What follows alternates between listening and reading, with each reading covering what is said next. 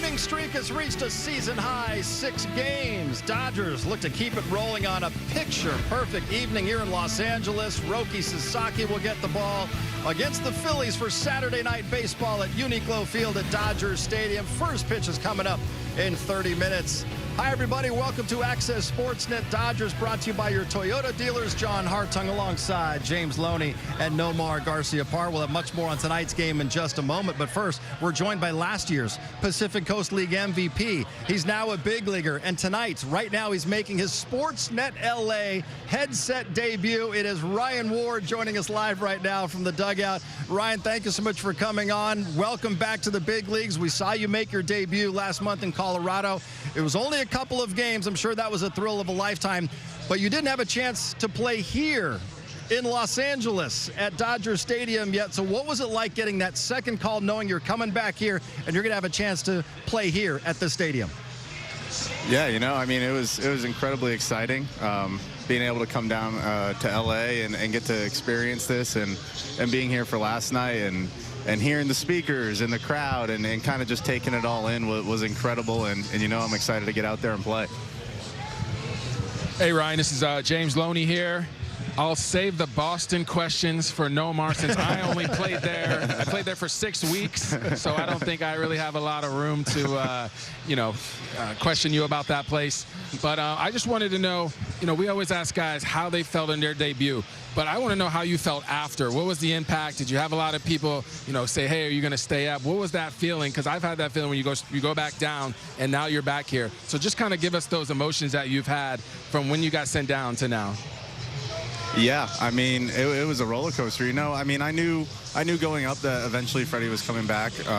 So I kind of had a feeling that it was coming pretty soon. But to get up there and get my debut done with and get a knock that day too, huge sigh of relief, especially like going back down, knowing that I got the hit out of the way and didn't have to sit on that. Kind of waiting for the next one, and then just grinding away, trying to get better and down there and keep going and work my way back up here, and I'm happy to be here. Hey, Ryan, this is Nomar, and I know your family, you're born in Worcester, and I said it right. I know that, absolutely. So I'm just curious, though. Here you are in L.A. I know the family was out there in Colorado, but, I mean, it's 40 degrees back in Boston right now. Did any of them make it out and say, listen, we're coming, Ryan, because we got to get out of this weather? No, actually, they were supposed to come out here. A couple sicknesses kicked in, and I think they're going to try to come out to Arizona. So they're not here for this one, but I know they're all at home watching. Nice. Well, Ryan, most of the last 4 seasons, counting this one, was spent really at the same place, at the AAA level. 449 games you've played at AAA, 2,000 plate appearances. You've hit 96 home runs. You win the league MVP. So how difficult is it for you as a player, a young player, to do basically all that you can, and then yet you see other guys getting the call to the big leagues and not yourself? After all this time, did it test your patience in any way along this route?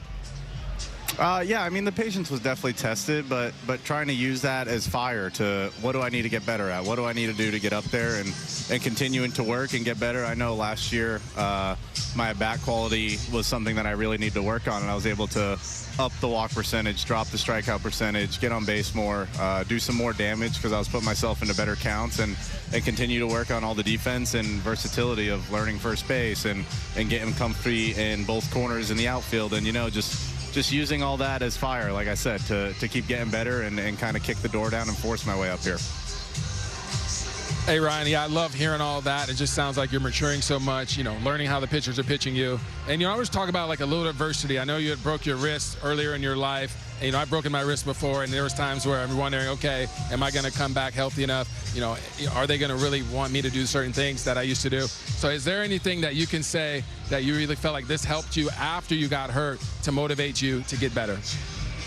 Yeah, honestly, like, being hurt, using that time to just watch and learn and kind of take everything, not having the pressure of, I got to go out there and play right now. I can just sit back, watch, and learn and kind of take everything in was super helpful, and just continuing to use that information I got then and sitting here if I'm not playing, watching the game and kind of just keep it going.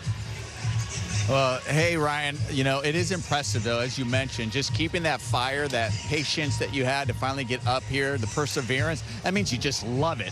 But I want to know, too, since you've been at spring training, you've been around these guys, and you were here in Colorado, but at the same time, you still need a guy, there's still guys you turn to as a young guy getting the big league that you can turn to that just kind of help you and guide you. Who in the clubhouse you maybe go to, some of the veteran guys on this team that you talk to, not only picking their brain, but also just kind of be there that you're like, all right, help me when I have some questions like, hey, make sure I don't stretch wear or don't get in anybody's way. They're getting their routine right. Yeah. My guy's actually been Muncie. He had a couple rehab stints the past couple of years in OKC, so we were able to kind of create that relationship while he was down there and continuing it through spring, and then being up here, he's kind of the guy that I'm going to and being like, hey, like, if I have any questions, like, I'm going to fire them at you, and I need you to help me out. That's awesome. Well, Ryan, I was reading up about you. Seems like you set pretty much every school record at Bryant University in terms of offense in baseball. But in high school, it says you were on the golf team. How good of a golfer were you back then? How good of a golfer are you now? Because your teammate Will Smith also played high school golf in Louisville, and he can go pretty low. He says he occasionally shoots in the 60s. The three of us play, but not anywhere near that level. Yeah, I mean, I'm not shooting in the 60s either. I played on the high school golf team. Golf was in the fall, baseball in the spring, so I was able to do it with a bunch of my buddies, you know, just go out, mess around, have fun. It was something to do after school. And, you know, I mean, I can probably shoot in the upper 70s. I can also go out there and shoot a 95. So, yeah, you never know what you're going to get, and it's kind of just a toss-up. But I have fun every time I go out there. I love it. Great.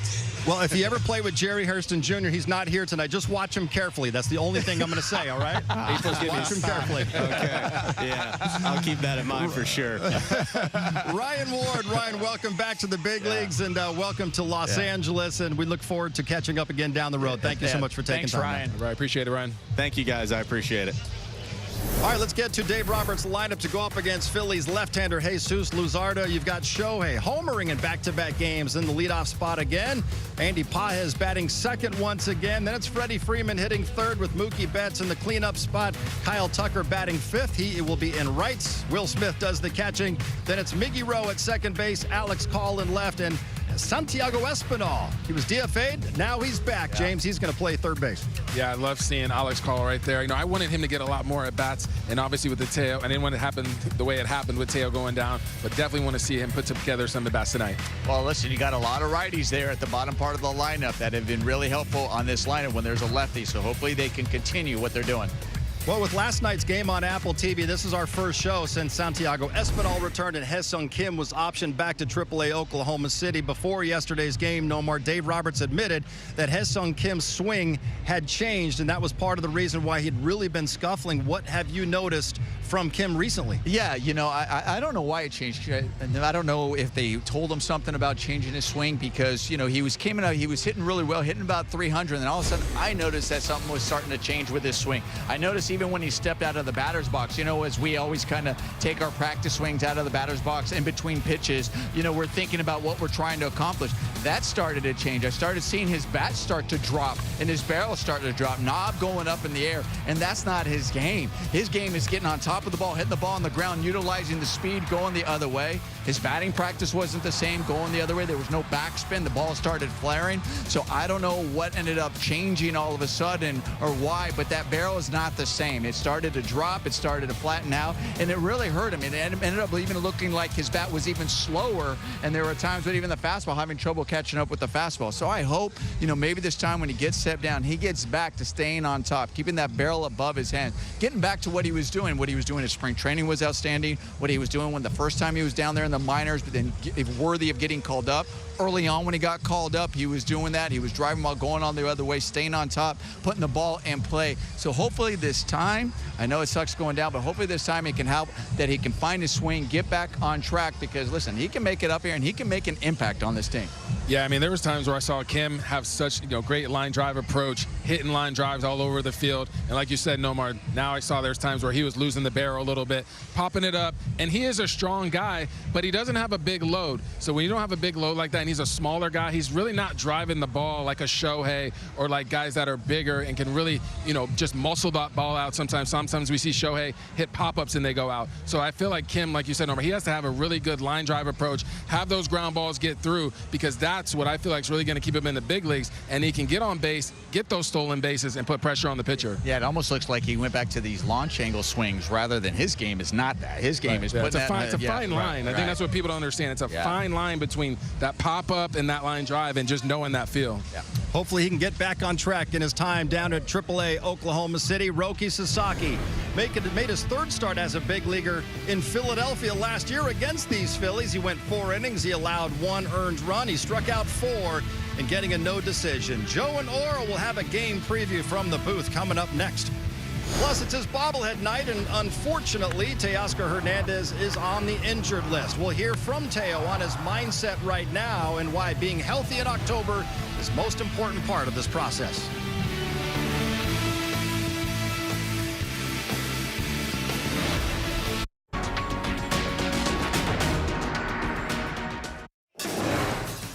Dodgers have already faced 3 of the 4 teams from last year's postseason run, and just as they did in October, the Dodgers have won every series, at least the first 2. They beat the Phillies in last year's NLDS. They won the first game of the series last night, still need to win one of these next 2. 4-game sweep of the Brewers in the NLCS, and then last weekend, Dodgers took 2 out of 3 in Milwaukee. And against the Blue Jays in early April, the team that took them to Game 7 in the World Series, Dodgers won 2 out of 3 in Toronto, and they're going to have to wait until September for that wild card rematch against the Cincinnati Reds tonight, looking to run that winning streak to 7 games in the middle game of the series with the Phillies. As we head upstairs and check in with the guys who will call this one, Joe Davis and Oral Hershiser live in the booth. Hi there, Joe.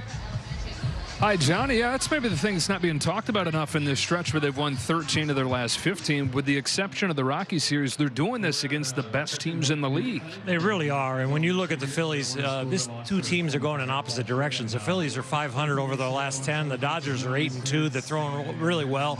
They've got all 3 departments being executed. It's not all about the results. It's about the execution. And the execution in all 3 departments for the Dodgers has been elite. How about Roki Sasaki? We saw early on, start to start, there'd be something he could latch on to and try and spin it that it was good, but I think you can really believe these last few, this has been real improvement. Yeah, it's very odd to have somebody use their off-speed stuff to set up their fastball, but that's what's happened. When he's gone from the forkball now to the split, and he's landing the slider and landing the split, it's making his fastball play up. It might come down 1 mile an hour as far as its average velocity, but when you're throwing the off-speed stuff and landing for strikes, it finds out that fastball is good. And he may want to use it tonight. If you watch what Justin Robleski did last night, all 9 of his strikeouts came in the fastball, and the Phillies all year have struggled to hit the heat. Joe and Ora, we'll see you guys coming up in 15 minutes. Should be another fun one tonight. Still more to come. Teoscar Hernandez is on the injured list, but you know that he's not going to miss Mr. Seed's bobblehead night. We're going to hear from the Dodgers outfielder when we come back. He's got the whole family out there tonight. Plus an update on Tommy Edman's rehab assignment and why the Dodgers are playing it cautious with both Edman and Teoscar Hernandez on the IL.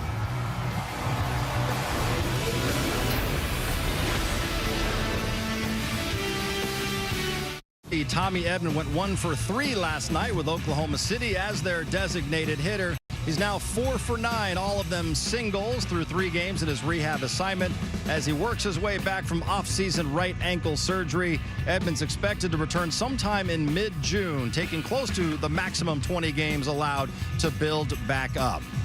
Teoscar Hernandez left Wednesday night's game with a left hamstring strain, and yesterday he was placed on the 10-day IL. Today, Teo spoke with the media for our Dodger Voice, brought to you by Morongo Casino Resort and Spa. Teoscar, the other day, we saw you come out of the game after you had really tried to, obviously, legged out trying to get to first base, came out of the game. Can you just explain the pain that you felt in that moment? We know you're on the IL with a hamstring strain, but can you just explain kind of what happened there in that moment? It was when I was getting close to the bag. It wasn't pain. It was like really, really tight. I feel like something got really together, close to my knee, on the back of my knee. I mean, not knee, but it's like where the hamstring ends up. You know, the MRI came back grade 1. That was the best scenario possible that we can get out of this, and hopefully I can be back in a couple of weeks. You've dealt with hamstring/groin injuries in the past. Does this one feel similar to what you've dealt with in the past, or completely different? It's a different one.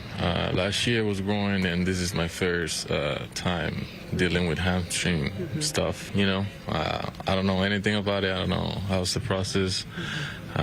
But the trainers and the doctors told me that it's just resting, and when it's time to get it stronger and flexible, and then we can start doing some activities on the field. Teo, you worked all off-season to try to avoid these type of injuries. Does it make it even more frustrating that you put in all that work this off-season to prevent something like this, and it happens? Yeah, I mean, I was feeling really good. That came out of nowhere. But I understand at the same time it's part of the process, part of the game. Like you say, I trained so hard this off season just to be on the field every single day for the team, for my teammates, and but unfortunately it happens. Now it's a different time. I need to get stronger, need to get better, and just be back as soon as possible. Your injury last year kind of lingered. Your legs were never the same last season. Yeah, I think it was a little different because it was on my groin. Everything that I do, you cannot like use that part of the body to do it, especially in this game. But I think if I get the time right and I rest the way I should, the hamstring should really go soon, and I can be maybe back in the field before the time they said. You take a little more caution with this one because of last year? Yeah, I'm gonna take my time. I want to deal with it. It's early in the season. I'd rather miss a couple more weeks and then be back 100% and just give my best to the team all the way through the end of the season. How much time did they say you'd be down for? A month. It's gonna be a month. Hopefully less than that.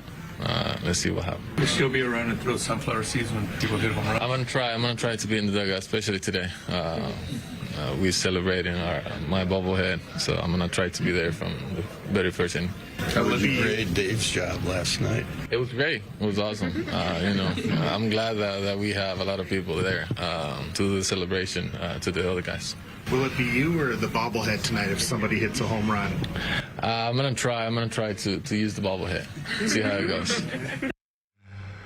Of course, the last thing anybody wants is a setback, and the Dodgers understandably have been very cautious with Tommy Edman coming back from ankle surgery. And, James, they're going to do the same exact thing with Teoscar Hernandez. They saw what happened to him last year when he came back, and it seemed like, in retrospect, came back a little too early from the groin strain.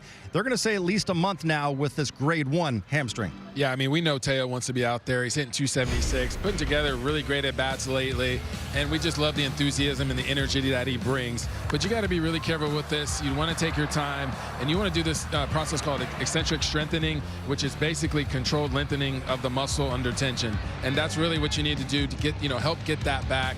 And then progressive running, and where you feel like, okay, I feel like this is 50%, this is 60%, because baseball is a game of you're starting and you're stopping, right? Especially like it's gotten colder out, and you're standing in the outfield a lot of times, you're not moving, you get up to bat, and you don't hit a great ball up the middle, but you smell that single, and you're trying to run as hard as you can to beat it out, and those things happen sometimes, and those are the unfortunate things that happen in this game where it's not always like basketball or football to keep moving. So hopefully, he just takes his time. We got the guys. He knows we got the guys that can do it, and we'll see him out there. Yeah, that's what happens why these soft tissue happens, because you sit down, you can get cold, and then also the fluctuating weather that you go to, the different places, and then the travel, all of that stuff factors into it. So you have that. So you really have to make sure, you are feeling good before you get out there. I think for also, like, when you think about Tommy Edman, why you also want to be cautious for Tommy Edman, because you don't want to work so hard, have surgery, and then come back and play and then have to go back on the IL, because you're going, okay, we're trying to simulate or do as much as we can, but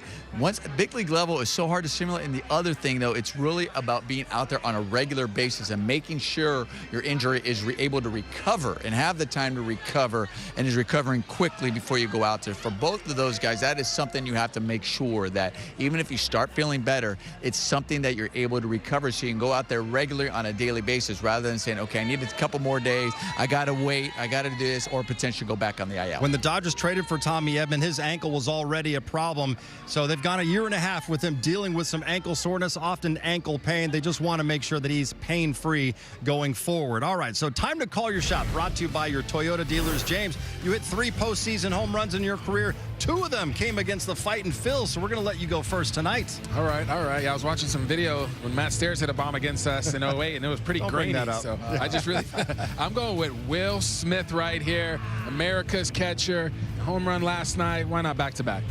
I like that call. Yeah, you don't have to bring it up, Matt Stairs. But you know, I'm going with a guy who's, when he gets in there, he's been getting the job done. Veteran guy, Miggy Rowe has a good day. All right, I like both of those shot calls. I'm also going to go with a right-handed batter in the lineup, but I'm going to go to that 4th spot, the cleanup hitter, Mookie Betts. I know he doesn't have great numbers in his career against Luzardo, only 2 for 14, but that only means he's due. I think tonight he's going to have a big night against the Phillies. Our producer pick still is going to take Freddie Freeman, because Freddie Freeman's hit 35 career home runs against the Phillies. Has 1 against Luzardo as well. Roki Sasaki's last 2 games, 12 innings pitched, 2.25 ERA, 12 strikeouts. We've got first pitch, Dodgers and Phillies, about 5 minutes away. Access Sportsnet Dodgers is brought to you by your Toyota dealers. We make it easy.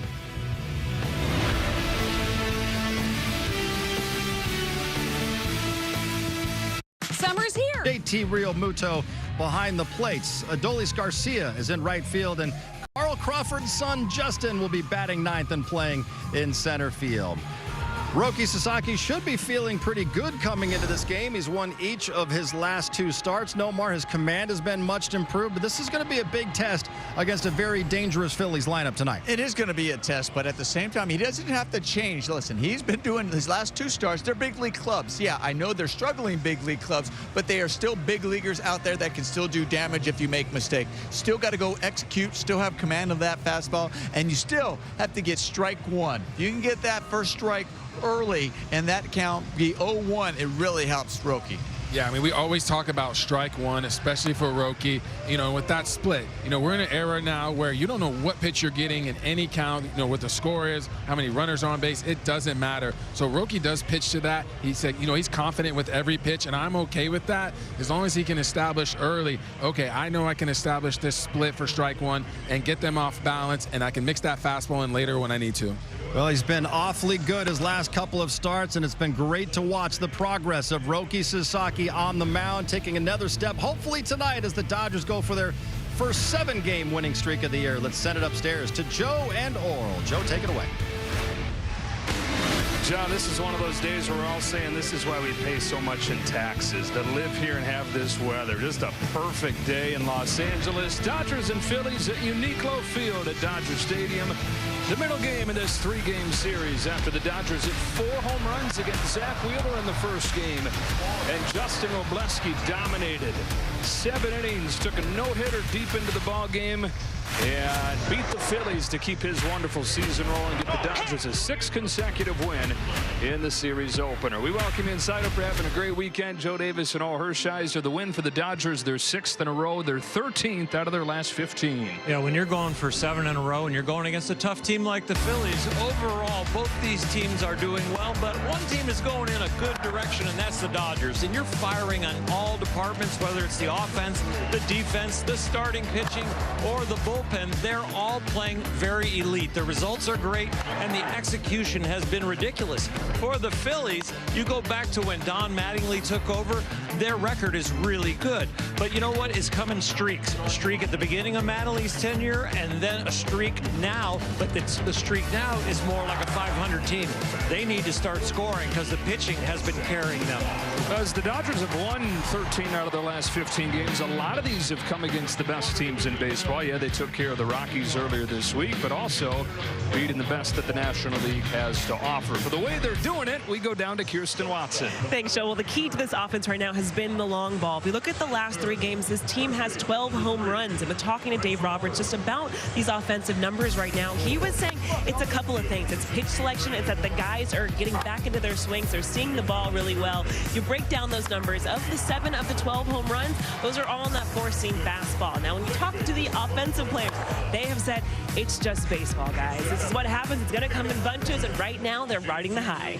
And they'll try to keep it rolling tonight against Jesus Luzardo. On the other side for the Dodgers, Roki Sasaki, who's won back-to-back games for the first time in his major league career. I'm actually really excited about tonight's game. We've turned nerves of what's going to happen with Roki and how's he going to perform to I'm expecting a big outing, and that's because the split finger is a split finger now, not a forkball, and he's landing the slider and that off-speed pitch to combination with the fastball. And you know what? When you say fastball, these Phillies are not hitting it. All right, here we go. It's the Dodgers and Phils, the middle game in this 3-game series, and he might be on the injured list, but Teoscar Hernandez here tonight. It's his bobblehead giveaway, a special one. It flips seeds in your face like he does. There are home. Sportsnet LA is brought to you by Carl's Jr. The real sourdough star is back at Carl's Jr. You can get it for just $5.99 for a limited time. And by your Southern California Lexus dealer, who invites you to test drive a Lexus today. Back here in Los Angeles, ready on a beautiful Saturday night, the Dodgers and the Phillies. And Roki made his name in the postseason, really, first of all, against the Phillies last year. Pitched in 3 of the 4 games in the division series. He got saves in games 1 and game 2, and then 3 perfect innings in game 4. And he went from being, okay, how is this going to go, to, wow, we got something here.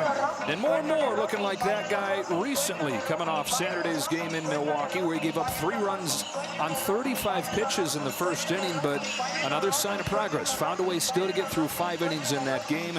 Just 1 hit after the long first. He continues to grow before our very eyes, to the point now we are excited to watch him pitch. There's so many guys in this Dodger rotation that you can't wait to see pitch, and he is becoming one. And it's the fastball, better command with that, but really the pitch that has got him going is the split finger fastball, no longer really a forkball. He throws both, but here's the difference in the speed of those. When his fingers are split really wide, it's a forkball. When it's a little bit tighter, like a split finger fastball, that's when the speed difference is there, and he is landing the pitch now called a splitter a lot more. And that's actually the splitter that he had when he was in Japan, but he came here to the big leagues where the ball is different, it's bigger, it's less tacky, and the adjustment that he made was to go to that, what we're now calling a forkball. He only threw 1 of those his last time out, and it looks like he's borderline shelved it. It's basically become a show-me pitch, and the thought is that the risk of throwing it just far outweighs what he can gain with it now that he has that splitter. And the idea of having 2 pitches that are so similar in grips is not one that they like either, because the fear is that the grip of the forkball is going to bleed into the effectiveness of the splitter. We'll see what he used tonight against these Phillies. And the lineup that he'll bring up to the plate will look like this. Kyle Schwarber to lead things off. Trey Turner, the former Dodger, bats second and starts at short. Bryce Harper's the first baseman and 3-hitter. Brandon Marsh having a heck of a season, hitting .326. He's in left field, hitting 4th. Alec Bowman third with Bryson Stott at second. The catcher's Real Muto with Adolis Garcia in right. And Justin Crawford, Carl Crawford's son, is the center fielder and 9-hitter. The 4-2 win for the Dodgers last night. They're 6th in a row. They're 13 out of their last 15, where pitching has told the story for most of that. About 2 runs allowed per game in this 13-2 stretch. Schwarber climbs in, and off we go with a swing and a miss on a first pitch slider. And don't forget about that pitch. The league's hitting just 143 against it this month. And he's throwing it almost as often as that splitter. It's ready for Schwarber to try and crush a first pitch fastball, and now he does give him a fastball at 99 to the top of the zone, and it's quickly 0-2. What a great start, and I know we're 2 pitches in, but he executed them perfectly.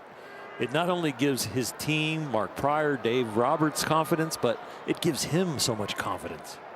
Confidence and comfort. Dave Roberts said he sees so much more of that lately from Sasaki, who's thrown one of each so far. 1 ball and 2 strikes on Schwarber. And another good test coming for him here today against the Phillies. While their offensive numbers overall are down, there's a bunch of household names in this order. And this guy at the top has not been the problem. Homered last night, his 11th in his last 17 games, his 22nd overall to lead the majors. So disciplined, and then when he forces you into the strike zone, he barrels it up. It goes a long way. Well, his philosophy is, I'm not swinging unless I think I can hit it out. And then when he does decide to swing, he usually does. Hit it hard, hit it far. The guys with this kind of power are usually a little bit more of a free swinger, but he is so disciplined in the zone with great bat speed. 2-2 from Sasaki is drilled down the line. If it's fair, it's long gone. It's over the pole, but foul. Majestically sailing into the second deck. He's a sight to behold. Only Aaron Judge has hit more home runs than Kyle Schwarber the last 3+ seasons. Tied with Shohei Ohtani with 163. Hanging off-speed pitch, and you're glad to just get a new ball and have the score be 0-0 still. Led the National League last year, 56 home runs, led the majors in runs batted in. Yeah, it's the 3rd time the last 5 seasons he's topped the National League leaderboard. Another 2-2 from Sasaki. Schwarber takes the same pitch that he swung over for strike 1, and he's worked the count full. He has the eye of a singles hitter, but the power of a big guy. And he's worked a long at bat to start this game. Here's the 8th pitch from Sasaki. Schwarber fouls it back. There'll be a 9th. Sasaki 99 and 100 with the fastball in this first inning. He's said about 97 recently, and Dave Roberts has said, I love seeing that. He's got 100 if he wants it, but he doesn't need it. And the success has come as he's settled in a little bit below that. On the 9th pitch, he makes a good one. A splitter for strike 3. Outstanding, right out of the window of the fastball that was fouled off the pitch before. Watch this look, fastball for a long way and then just dive. And what I like about this splitter over the forkball, there's a little more spin on it, so it hides itself like a fastball longer. First strikeout for Sasaki. If he and the Dodgers get 7 of those tonight, you get a free jumbo jack tomorrow. He starts Trey Turner with a slider and misses ball 1. Turner was 0 for 4 yesterday, 3 for his last 29, and last year's batting champ is hitting just .222. The Phillies have come to life in spite of their offense. They got 2 guys that are doing it offensively, really. Schwarber and Harper. Brandon Marsh as well, but from the right side, nobody's hitting. And you figure if the Phillies are going to continue to get this season going, Turner's got to turn it on. Flies it to right center field. Pages has it spotted. 2 up and 2 down for Sasaki. It's getting a little warmer. The sun barely, not really touching down yet. So the ball is starting to carry better here at Dodger Stadium. Dodgers rode that carry to the 4 home runs yesterday. And the 4-2 win, as Kirsten was telling us, 12 home runs the last 3 games on this homestand. Base is empty for Harper, who's gone deep 7 times in his last 23 games to more than double his season total.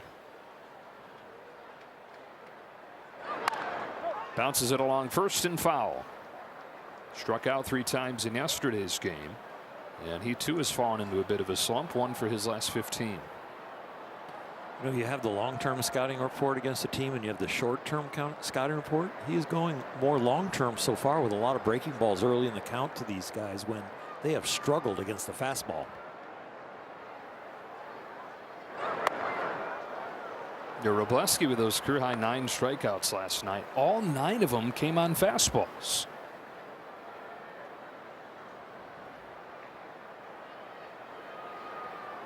Sasaki to Harper with a 1-1.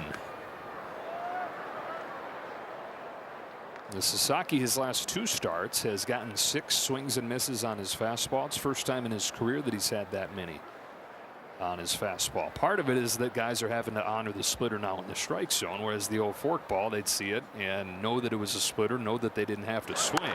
So back to your point about that pitch mirroring the fastball so well, it's setting everything up for the heater. It really is. You have to have at least 2 pitches you can land, and he pretty much early on with his struggles was only landing his fastball, and they were all sitting on it. 2-2 to Harper. Strike 3 on the inside corner, but a challenge coming from Harper. The batter is challenging the pitch. ABS powered by T-Mobile.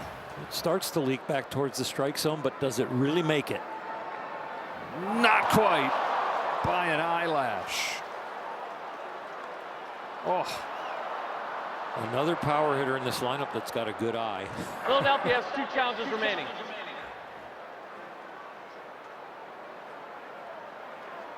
Like Schwarber, Harper has worked the count full.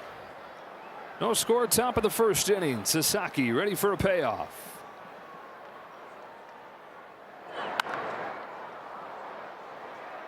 We've seen a 3-2 splitter. We've seen a 3-2 slider. We've seen the Phillies very aggressive on first pitch and first strike. Quite a battle here, but he's winning it. Everything playing up in velocity in this first inning for Sasaki. Tries another 3-2 and he loses Harper. It's been the biggest improvement when you're looking at the baseline numbers for Roki over the last month. He was walking 5 batters per 9 innings in April. That's down to 2 in May. That has gone down, and the chase rate has gone up because he's landing more pitches. Which is counterintuitive, right? But because guys are geared up thinking they're going to get a strike when those pitches are out of the zone, got a better chance that they've already decided to swing. Here's Marsh fouling back a first pitch fastball. Brandon Marsh 1 for 3 with a double in the first game of this series, running his average to .326, good for 3rd in the National League. And he has made himself into an everyday player here at the age of 28. Even playing against left-handers, which through the years that playing time had been sporadic. Ground ball to second, and a routine play from Miguel Rojas to put a capper on a scoreless first for Roki Sasaki. We're off and rolling in Los Angeles, and the Dodgers come to bed against Jesus Luzardo after this.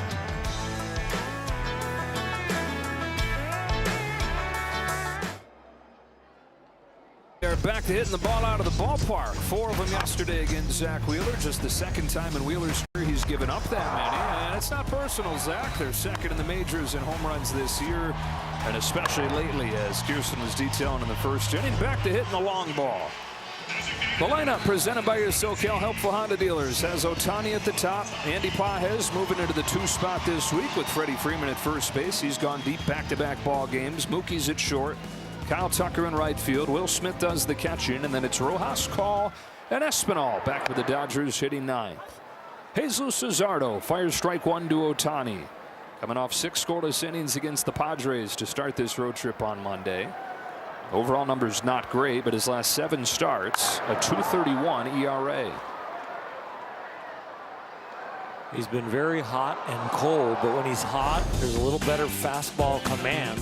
The consistent pitches have been his sweeper and his changeup, but the hard stuff the league has caught up to in his very rough outings. Yeah, so he's in 7 of his 11 games, 2 or fewer runs, but in the other 4, he's given up 5+. He gets Ohtani on 3 pitches, and there is that sweeper, the #1 swing and miss sweeper in baseball. It's got another gear. It reminds me of Blake Trinan with his breaking ball at times when the ball starts to break, but all of a sudden you think it's done, and this one keeps going.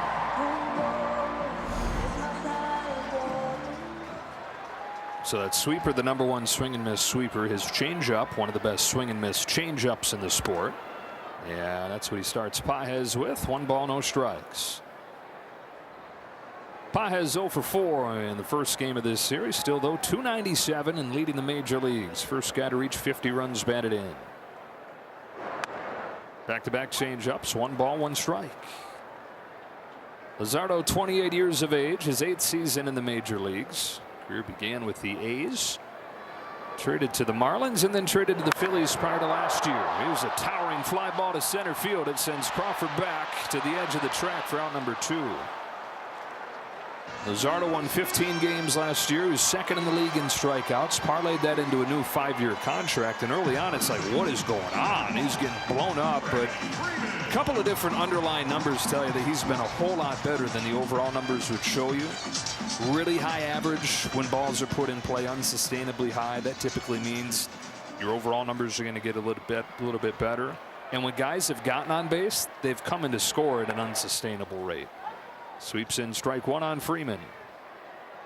Freeman's homered in back-to-back ball games. 4 of them in his last 9 games to double his season total.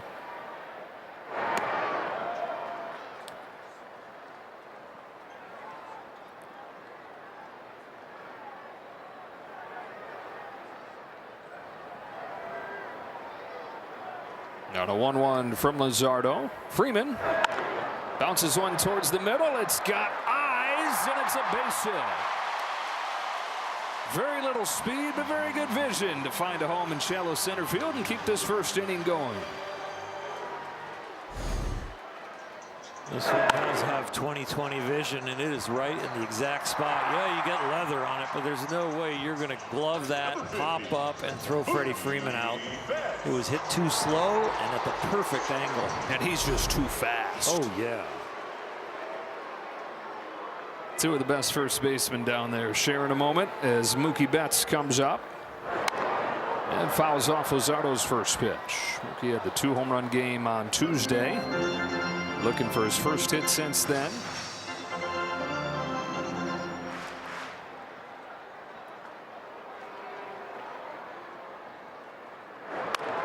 He's got it, dumping a 2-out single into left. And so here you go again, Jesus Luzardo with the issues with men on base. And the Dodgers trying to do something with 2 out here. If the swing's not right, you roll over changeup as a right-handed hitter. The good thing for Mookie, the changeup was a little bit elevated, but he still had to make a good swing to make sure he got that ball in the air. Kyle Tucker.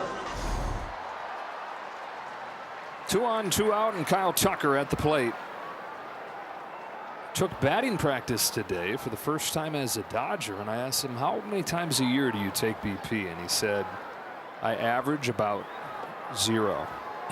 I said, well, what sparked it? And he said, I'm hitting .240 with 4 home runs. Figured it was time to try something different. Bouncer off of the hands to stop. Yeah, that'll wrap up the first for LA. They get a couple 2-out hits, but nothing to show for. No score after 1.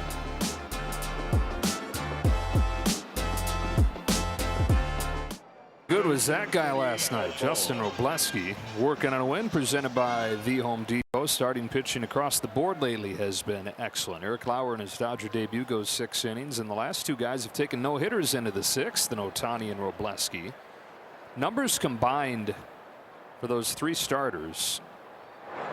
Hitters are 5 for 62 in those 3 games. So make it 5 for 65 with a 1-2-3 first inning for Sasaki. That is the way to get a winning streak started. Alec Boehm starting this second. And hammering a pitch to deep center field. Pages running out of room at the wall. It's gone. And Boehm with a home run to start this second.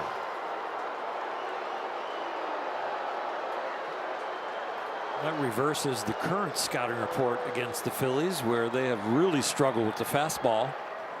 They have not struggled swinging the bat tonight. They're swinging it early and often. First pitch strikes 5 for 5 as far as Philly hitters. They're being aggressive. They probably don't want to get to the slider and the split, so they're trying to get it in play early. Boehm hits his 6th home run of the year. The Phillies are on the board first and leading for the first time in this series as Bryson Stott continues that trend, waves through a first pitch fastball.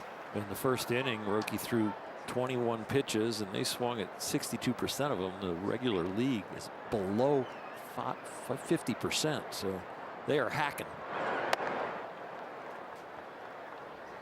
Probably wouldn't have seen this approach against Sasaki back in April because he had one of the lowest zone percentages in baseball. Yeah, and his ERA was over 6. .350 ERA in May. Well, we saw him in his last outing give up runs early, but then we saw him settle in and stop the bleeding, and he'll try and do that right now. 1 is not a big mental hurdle, but you definitely want to get back on the horse and get an out, get some strikes back in there right here. Fires the 1-2 and stop early, gets a piece to stay alive. See, the splitter comes out of his hand and it looks more like the fastball. The forkball kind of pops up and looks like it's going to be like a high school curveball. And yeah, it'll come down and land sometimes, but it gives the hitter a really good read that it's off speed. Bounce down to first for Freddie Freeman, who feeds Sasaki, and he really didn't know where it was going. I mean, it may be that nasty one that nosedives into the dirt and gets the swing and the miss, but too often it was landing belt high and just getting hammered. Yeah, it was like a knuckleballer with bad control. You know, just can't find the zone. And then the hitters, at least for sure in the second time around through the order, would just eliminate the pitch and just sit on something firm. 1 away. Here's JT Realmuto. Swing and a miss on a first pitch slider. And here 7 for 7. Yeah, here we go. Even when they're going to be a breaking ball and it's going to be a chase, they're just guessing cheese and hunting it. Slider's been effective for him. Home with an 0-1. Sticks with it, and Realmuto takes it downstairs. Realmuto, one of those veteran right-handed hitters struggling for the Phillies at the age of 35, back in a pretty big 3-year contract. Plays the grueling position of catcher. He through the years has played it more than anybody. The offensive numbers have gone down, which is not a surprise given the tax that your body's going to take playing that position. And last year was his worst offensive season since he was a rookie a decade ago, but the numbers have gone even down from there. And he, like a lot of these guys, has struggled against fastballs. He said he feels like he's seeing it. He feels like his timing is right. He just missing pitches, and he says, I'm not really sure why. Sometimes you cross that bridge earlier as a catcher than every other everyday player. And the lack of confidence and the not sure can creep in. Choking way up with 2 strikes and pulling it down the line foul. When you hit a ball like that and it's just foul and you're like, is this really happening to me? He is so set up now for that original slider on the outer half that has such good bite. Spinning off that ball and pulling it foul tells me the outside corner is wide open. Doesn't have as much length to his bat either, choked up like that. Goes fastball and just misses downstairs. So the fastball away is the pitch to lock him up with, and the slider away is the one that would make him swing and miss. Challenge would have gotten strike 3 there. Payoff. Got him. Tight slider. On the night he has a good split and a good slider, it's going to be hard to tell which one is better. The slider is really good, and it'll start moving to the top of the priority list as it comes out of his hand even better, is looking like a fastball than the splitter. So what we have going now is 3 pitches that look the same and then break in 3 different directions. Yeah, it's a huge positive development for him. Strike on Adolis Garcia. And if I was him, I wouldn't even look at the velo on the gun. I would just say, can I execute these 3 pitches? Because the velo comes natural. It's all about command now.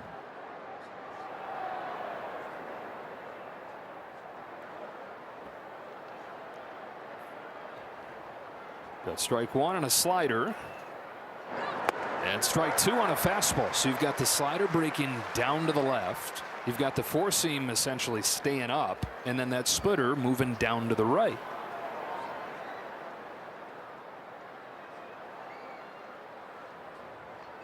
Good morning, good afternoon, and good night. Back-to-back heaters by Garcia and back-to-back Ks to finish off the second.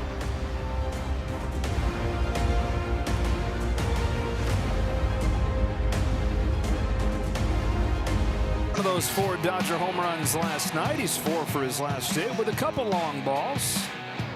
He feels like mechanically started to click the last few days.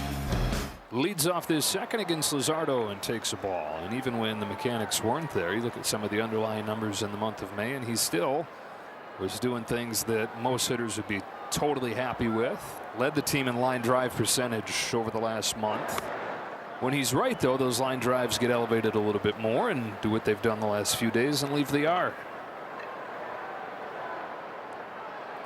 There's a floor of success, I mean results, that you need to get your confidence. Yes, you can take confidence in quality at bats and barrels and exit velocity and height of line drives, but every once in a while you need some results just to say I am in the right place. 3-0 green light.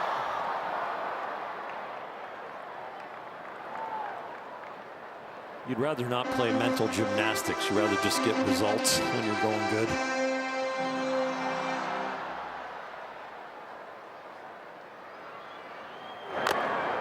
Three and 0 to 3-2. Catcher on catcher crime right there.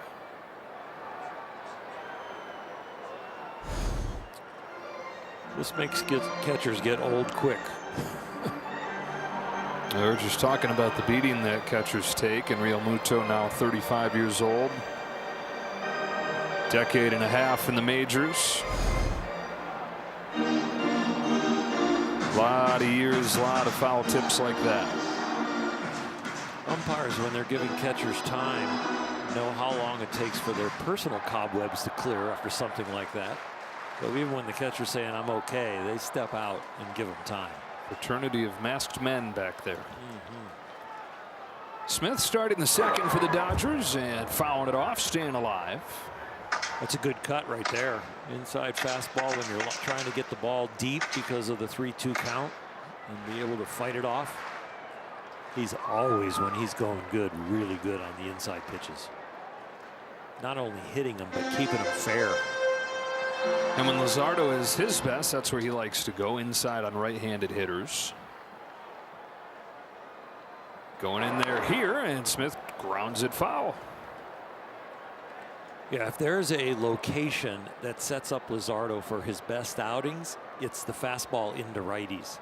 They hit him at an over 200-point clip better in the OPS, but I'll bet you most of that is built when he can't land the fastball in. Here's his 8th pitch. Grounded along third. Bohm's got to hurry. Running throws late. He double clutch. And he didn't have time for that. That ball hits so slowly, and it's an infield hit for Will Smith.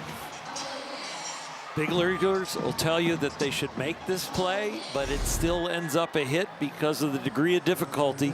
Getting it out of his glove, he just couldn't find the first grip, and so that hesitation, those 2 steps you have to make as a third baseman, give the runner 2 more steps, and that's why Will Smith is safe. So a couple infield hits for the Dodgers in this game from their burners at first base and catcher. Ball 1 on Miguel Rojas. 0 for 1 off of the bench yesterday. Miguel hit .340 over the first month, but he's at just .175 here in May. Doing his best to stay locked in with the sporadic playing time. It's a blessing and a curse. His body feels good because he's not in there every day, but hard to keep that swing right.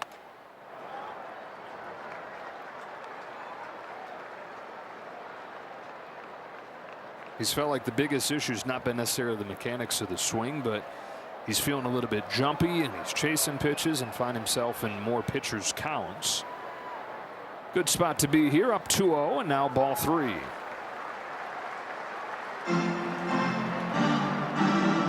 Well, 3-0, man on first, no outs.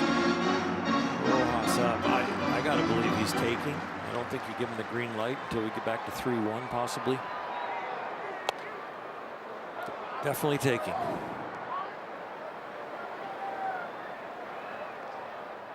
You'd hate to have him swinging there 3-0 and hit into a double play. You're just taking away any momentum you had a chance of building.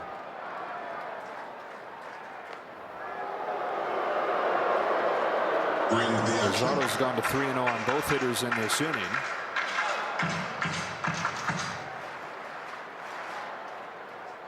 Alex Call waits on deck. Rojas waits on this 3-1 and skies it behind home. Real Muto back to give it a look, but out of room, and it's 3-2.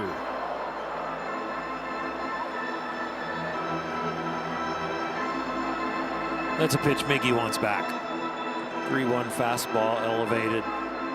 Already seen, and the release point. Already seen the velocity of the pitch is coming at him. Had enough information to square that one up.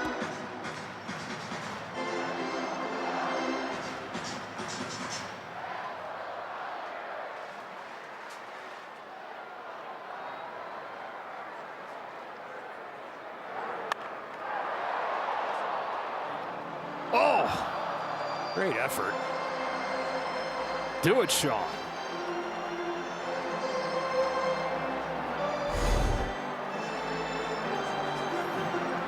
Arena baseball.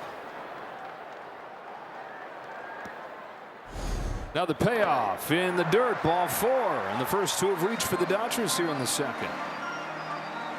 We'll get a word from Kia.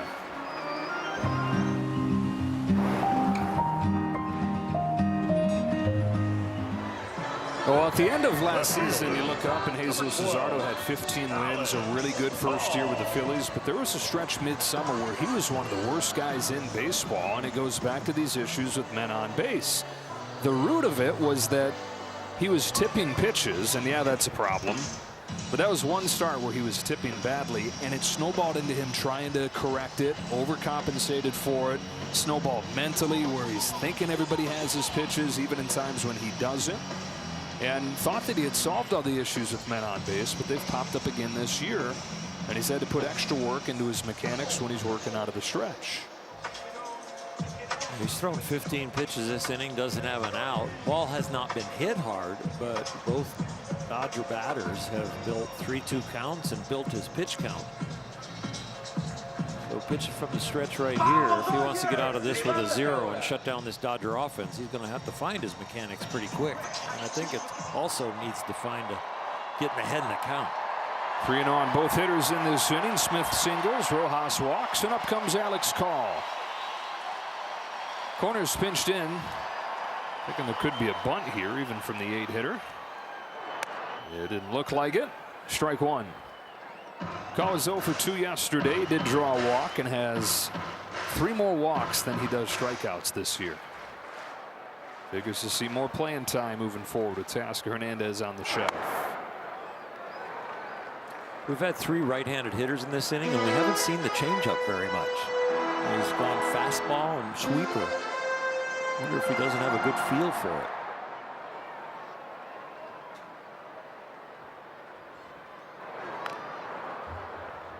Sweeper again. The changeups we saw earlier in the first inning were kind of elevated. He looked like he was trying to find it, and he kept pulling the trigger on it, but here, not at all. 3-0 counts will do that too.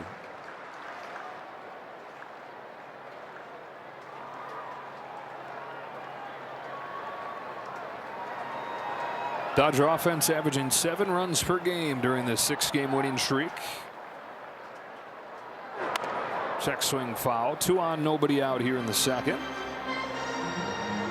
Alex Call, who has not had too many stretches throughout his major league career where he's been an everyday guy.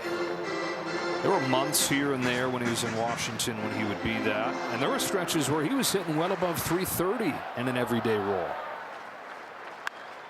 Gets his bat on this and serves it into center field, a base hit. Here comes Will Smith. Crawford's throw is cut off, and it's tied. Alex Call with 2 strikes, singles in the tying run.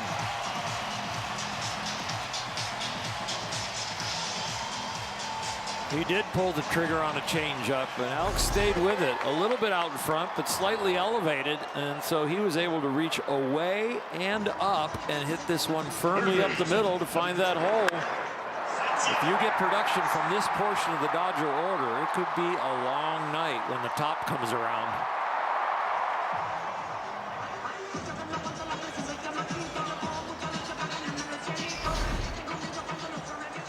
Call knocks in Smith. Back to square one here in the last of the second, and the day after the Dodgers get all 4 runs on home runs. Bottom of the order strings it together here to plate the first run of the day. Espinal bunted through it. And who says he can't go home? Yet Espinal get designated for assignment, basically let go, but makes it through waivers with no team claiming him. And then the Dodgers suddenly find themselves needing somebody like him. Bunts it. Harper goes to third in time. Harper with an immaculate baseball clock right there. Never in too much of a hurry to get the lead runner. Well, Miggy's slide starts in time, but the ball is still flying, and he's slowing down as he hits the dirt, and that makes him out by about a foot. Bryce Harper, bare hand and a bullet. Well done. Now, so just to wrap up that point about Espinal, he had been DFA'd, but no team claimed him. And then Kike Hernandez, Teoscar Hernandez both get hurt, and the Dodgers suddenly need another right-handed hitter. Strike one on Ohtani, and so they checked in on Espinal, who is still in Los Angeles. It worked out perfectly. So what do you think about coming back with us? And so sign him to a new contract. Ohtani has seen 4 pitches so far from Luzardo, all of them strikes. He's 2 for 19 in his career against Luzardo. Not good. What is good is that those 2 hits are both home runs. Shohei's going to be has to be disciplined now if he doesn't want to strike out, because I would think he's going to pull the trigger on some sweepers and try and chase him off the plate. So I got him the first time for his lone strikeout, first time through the lineup. Lays off this one. Ohtani 3 for 4 yesterday, sitting above 400 over a 14-game on-base streak.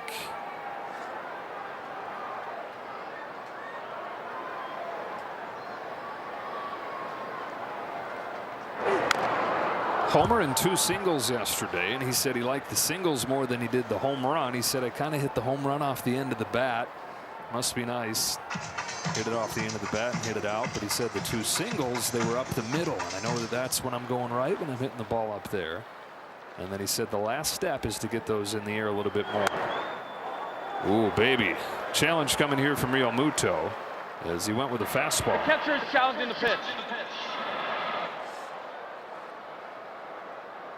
And it is strike 3. Philadelphia has 2 challenges remaining. Luzardo struck out Ohtani both times. Sometimes even the umpires are anticipating a sweeper, and you make them blink through a pitch just like the hitter. Number 44, Andy Pages. Dodgers have tied it. It's up to Pages to try and give him the lead here. Call it second and Espinal at first. There's a first pitch change up, taken for a ball. One of the better ones that actually starts the fastball height, but then has some depth to it. Might be starting to find the range with that pitch. 2 on, 2 out, 1-0. He throws it again. Oh no, sweeper. And it's in there for strike 1-1. It fooled me too, Joe.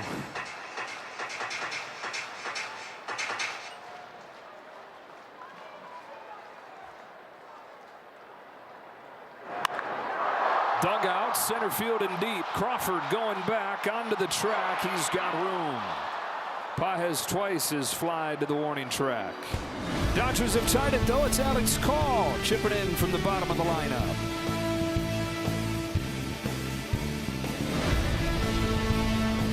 Docky 4-way from Jumbo Jack's. LA area restaurants tomorrow. Joe Davis, Orr Hershiser, Kirsten Watson back here in Los Angeles, where Justin Crawford leads off and takes strike 1 from Sasaki. 22-year-old opening day center fielder for the Phillies. Grew up around the game. His dad, Carl, 15-year big leaguer, finished his career here in LA with the Dodgers. On the ground is second. Backhand Rojas. 1 gone in the 3rd. You mentioned those 3 strikeouts. All 3 on different pitches, and that talks about the arsenal right now where all 3 are working, and they have to respect all 3. That's the fastball, the splitter, and the slider. Phillies ready to get their second look at him. Kyle Schwarber had an impressive at-bat his first time, ultimately struck out. And there's the usage the first time through.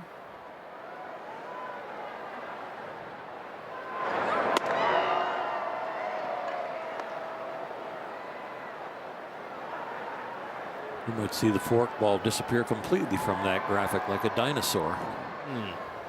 Extinct. I like the 3 main ones now. Couple heaters, one of them a ball, one of them a strike.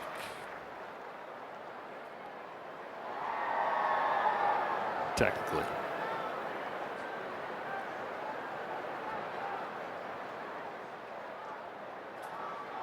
So we're going to have expected and actual now with called strikes and balls.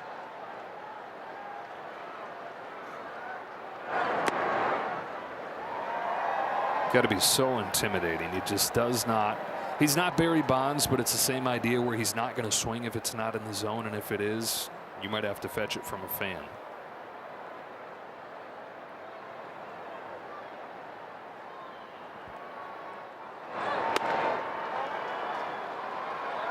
Check swing, no swing. I would have thought about maybe challenging that one. Yeah. I don't know. That one looked pretty good. I don't know how good umpire I am, but from the monitor, maybe a little high. Yeah, a little high. Scary pitch. Well placed fastball, though. Runs the count full. He seems confident in that fastball tonight. You know, something we haven't talked about with him because we've been analyzing the pitches and which ones he lands and the velocity. He's deceptive. These mechanics are not easy to watch and then see a ball come at you. Strikes out Schwarber for the second time. The leg kick's got some deception. The rhythm of the deliveries is kind of slow and lethargic at first, and then he just comes at you with lead arm speed. And it's not easy to pick out when to start. Was this deception not there? No, it's always been there, but I never really wanted to talk about it because I thought the mechanics needed to get a little tighter, maybe lose a little deception, but he's kept the aggressive leg kick with the left leg, and he straightened out the back leg a lot more. So when you stand on one leg for a living, the back leg has become more consistent. And then the rest of the delivery is staying deceptive as far as the shoulder turn, the separation, hiding the ball behind him. You put that on top of the 3 really good pitches that we're seeing with the fastball, the slider, and the splitter, it becomes pretty intimidating. Ball and a strike on Trey Turner. Roki looking for his first clean inning of the ball game. It's a swing and a miss on the high fastball, which last 2 pitches have been way down. I'm hoping the previous one was just a stumble. It was 93. That was 96. It's been 99, 100 all night. Swing and a miss on the splitter. Sasaki again, back-to-back Ks. He's got 5 through 3.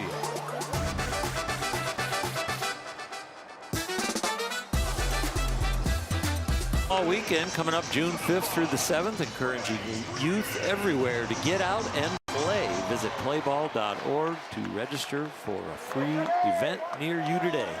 All tied up at 1 as we go to the bottom of the 3rd, and Freddie Freeman takes ball 1 from Jesus Luzardo. Freeman's got one of the Dodgers' 4 hits in this game. Infield single in the 1st. Extending his on-base streak to 13 games. And a 1-0. He swings and misses. Ball and a strike. It's the best Freddie has looked probably a month this last week or so.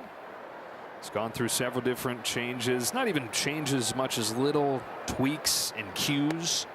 Waiting for the right one to click, and he finally found the right one with that idea of swing up. Swing's not going to look a whole lot different, but for him it unlocks a different feel. Down on strikes this time. Some good sweepers right there from Luzardo. 2 starting pitchers in a pitcher's battle, and one has looked like he's struggling but only given up 1 run, and one has looked like he is locked in and only given up 1 run. Well, the struggling pitcher would be Luzardo, who's given up 5 base runners over the first 2, but has been able to navigate around that for the most part. Outside with his first one to Mookie Betts, who singled his first time. Signs of progress for Luzardo, also signs of things, water kind of reaching its level. We're talking about how everybody that was reaching base against him was coming in to score, and that's a category that typically is going to even out as the season goes on. So he's one of those guys where the expected ERA is a heck of a lot better than his overall ERA, and that's one of the big reasons why. Jesus Luzardo, the only major leaguer born in Peru. His parents are from Venezuela. They were living in Peru when he was born, and then the family moved to Florida when he was 2, grew up there. Baseball started to grow, though, in the country. There's more and more travel ball teams out of there, more and more national teams from Peru. Been an influx of people that have moved from Venezuela, like his parents had, that have helped bring the game there.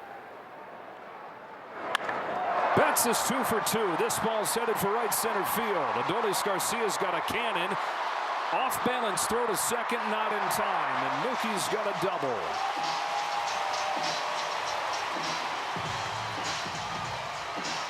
We haven't seen this swing very often on this particular pitch, where he gets short and quick and stays on top of the baseball. It was really well done. Pulled his hands in to get more of the barrel on it and get it elevated to right field. Not really any slicing action on that, the way he pulled his hands in and just shoved it out there with backspin.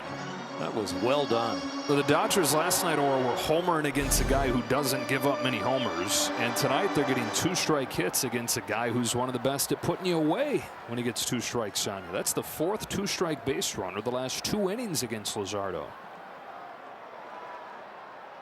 And now it's Tucker who's got a chance to put him in front for the first time. Went around, strike 1.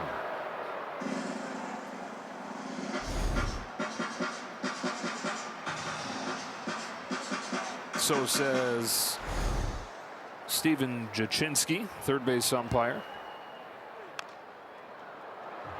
And this is how it feels when you're going through it the way Kyle is. First step of that is, okay, I'm trying to break out of it. Who do I face today? Oh boy, Jesus Luzardo, who is now 1 for 20 against. And you perpetually feel like you're 0-2. Hooked into right field. Garcia on the move, still coming, lays out and makes the catch. And that completes the trifecta of baseball scheming against you if you're Kyle Tucker. Tremendous effort and tremendous catch. Accurate route, even reaches behind him to make sure he's got enough range. Garcia, who has not hit at all, has been excellent defensively since coming over from Texas, and he saves a run and keeps this game tied right there.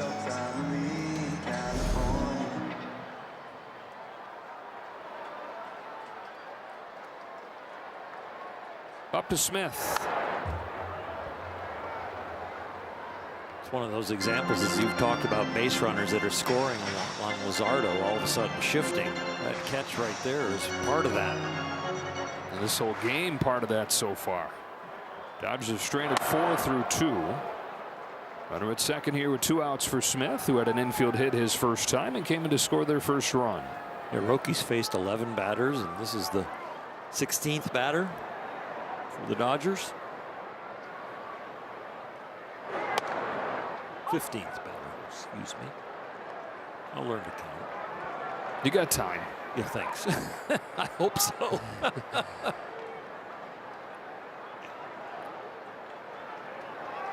Well, we're used to having Roky have the higher pitch count when you're going into a duel, right? And we're 57 with Luzardo. He's not out of the inning. Roky's only got 50 and already been through 3.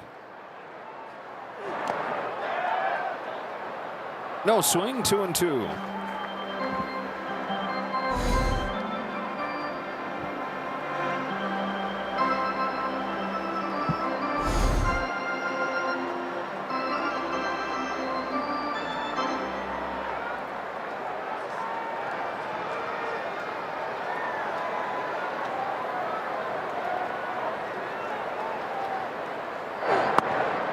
Tried to backdoor that sweeper, but it didn't quite get there. And it goes full on Smith.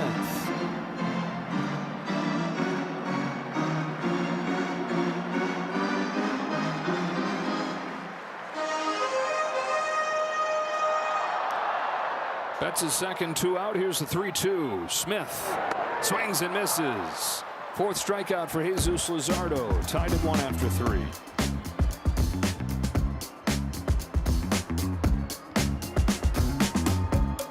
Dodger Baseball on Sportsnet LA is brought to you by your local Kia dealers. Visit Kia.com to discover movement that inspires. Solo home run from Alec Boehm in the second inning for the Phillies. Dodgers tied it in their half of the second on a base hit from Alex Cobb, and it's Bryce Harper to open up the fourth. Drew walk his first time, the lone one from Sasaki so far, who has struck out 5.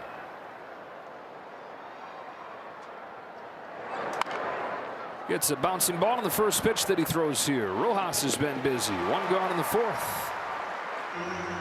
And now word from Morongo. Win a Manitou Cruise pontoon boat May 31st. Morongo.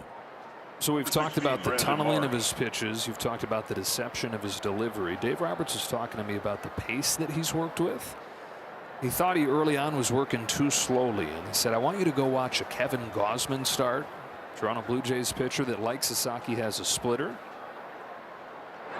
Said he's a splitter guy like you that works fast. And he said for any guy who has ball to strike stuff like a splitter guy does, looks like a ball or looks like a strike and end a ball, all the way around, strike the ball stuff, it's important to work quickly. Marsh fouls it off. So I asked Davis, so why would that be more important for those guys? And he said, I can tell you from the batter's box, when you have them in a hurry, guys are going to feel jumpy, more likely they're going to chase. If we're sitting in there comfortable, you're taking your time throwing your pitches, chances are it's going to be easier for us to calmly lay off. So it just speeds the hitter up. And since Roki went and watched Gausman, he's worked at a much better pace.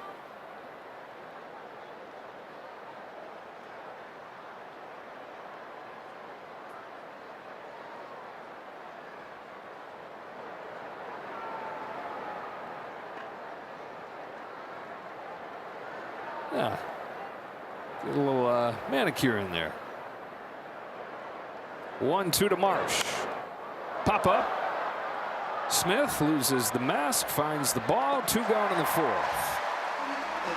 With Roki and Dave Roberts' confidence, we have gone from top stepping it, leaning on the rail, staring at him for every pitch, to I got time to get a manicure.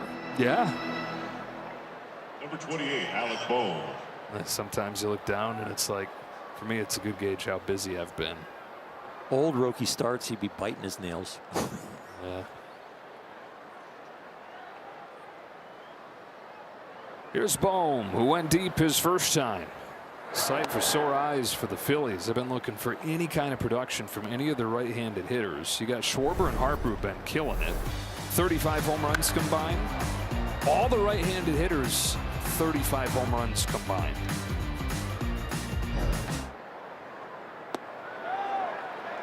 Couldn't lay off, and the count evens 1-1. Well, with the guy at the plate that hit the home run, he'd like to continue on the streak that Roki's on right now. He's retired 8 straight, and the ball hasn't left the infield since that home run from Boehm in the second.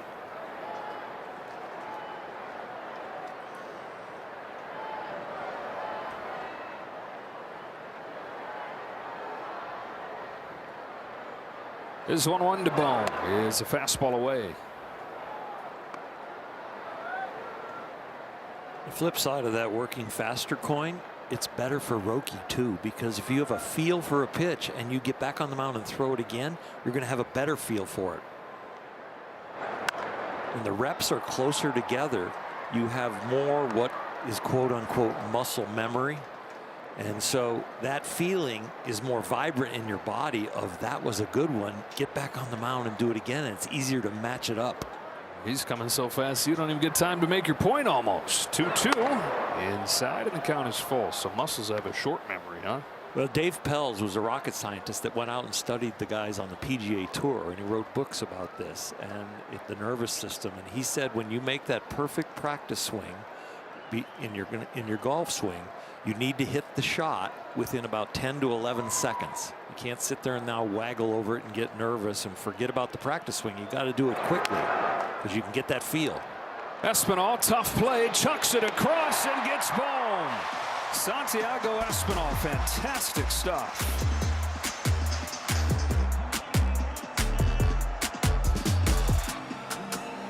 Just a special ticket package and receive your exclusive Pride Night jersey on June 5th. presented by Blue Cross Blue Shield. This is Blue Shield of California, excuse me. Visit Dodgers.com/promotions for more information. I'm reading old promos in my head. Strike one on Miguel Rojas. Bottom of the Dodger lineup coming up here.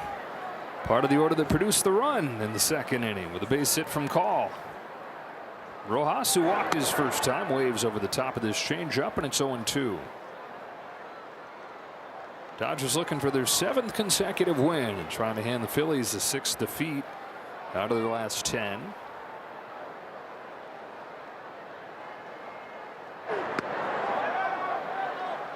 Rojas went around, strike 3. 5th one for Luzardo.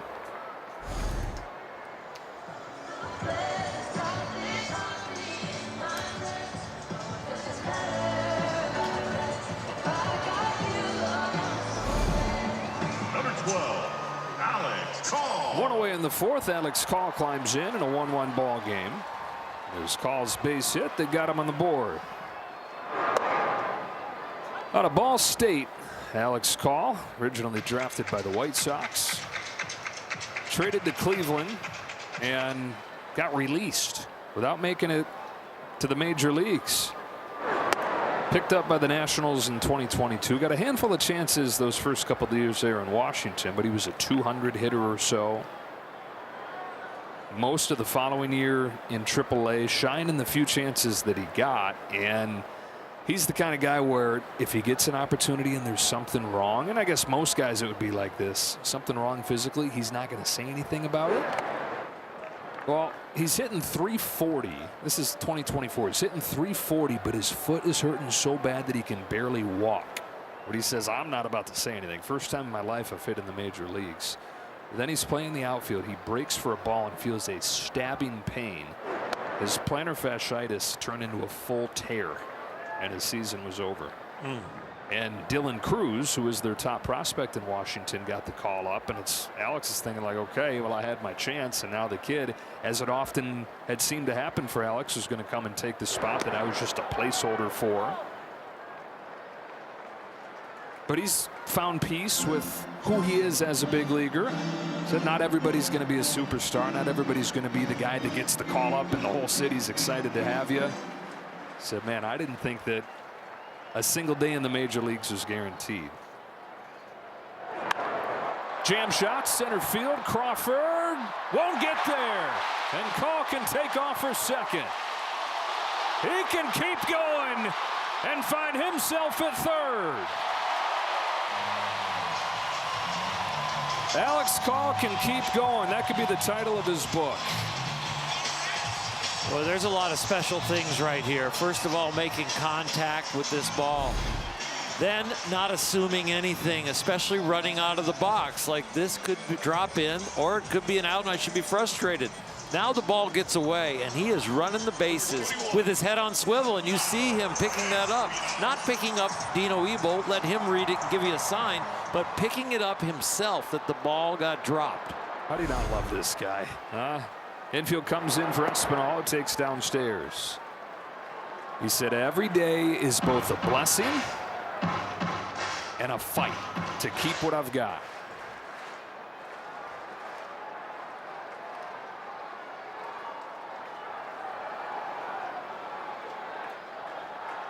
Dodgers looking for the lead.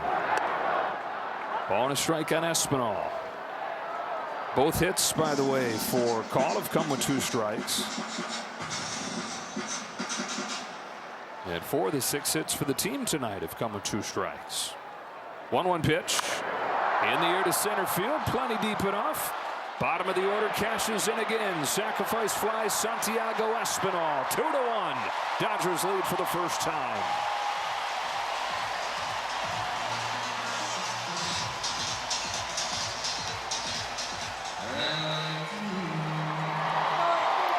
Right there you see the risk reward of diving for the ball in center field. Because you could have had a man on first if you pull up, and now you just got to fly out the center and 1 out man on first instead. With the error and the dive, get a run. Ohtani was struck out both times, bangs a base hit through the right side, and extends his on-base streak to 15 games.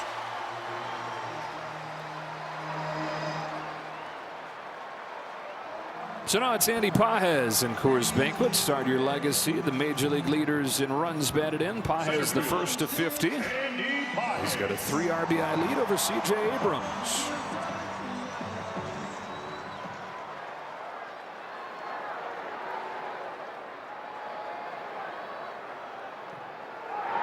Andy hit a home run on Wednesday that traveled 352 feet down the line.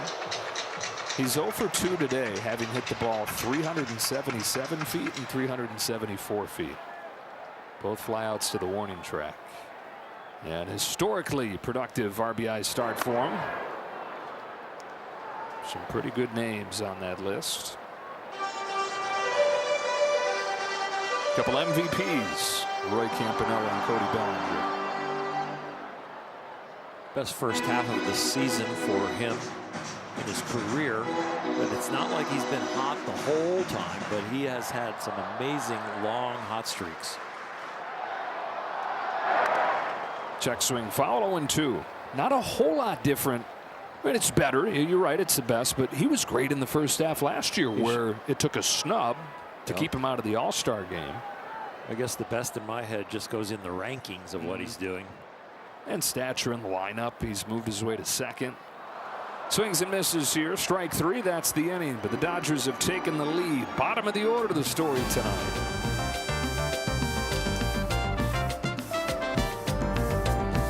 The back world champion Dodger baseball on Sportsnet LA is brought to you by your Toyota dealers. We make it easy.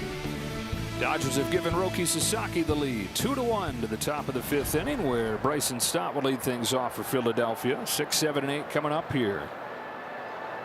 Stott, who grounded out his first time, takes strike 1. Dave Roberts has continued to say that one of the things that's impressed him about Sasaki is that he doesn't run from challenges. That he's proved himself already doing that. The way he bounced back last year, came back to pitch in the postseason.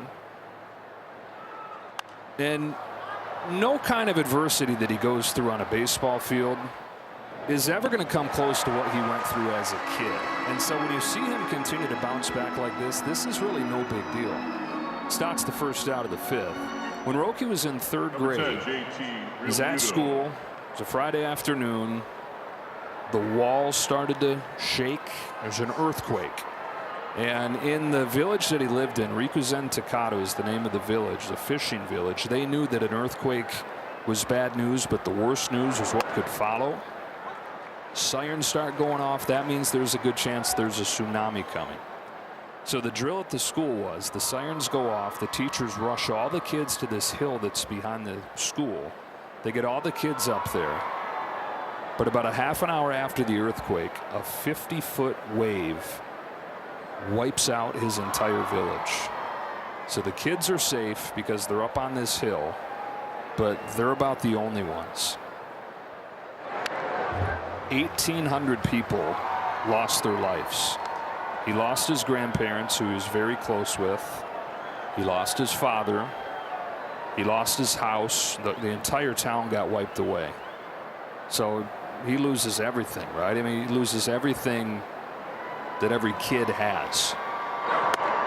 Strikes out Real Muto. 2 gone in the 5th.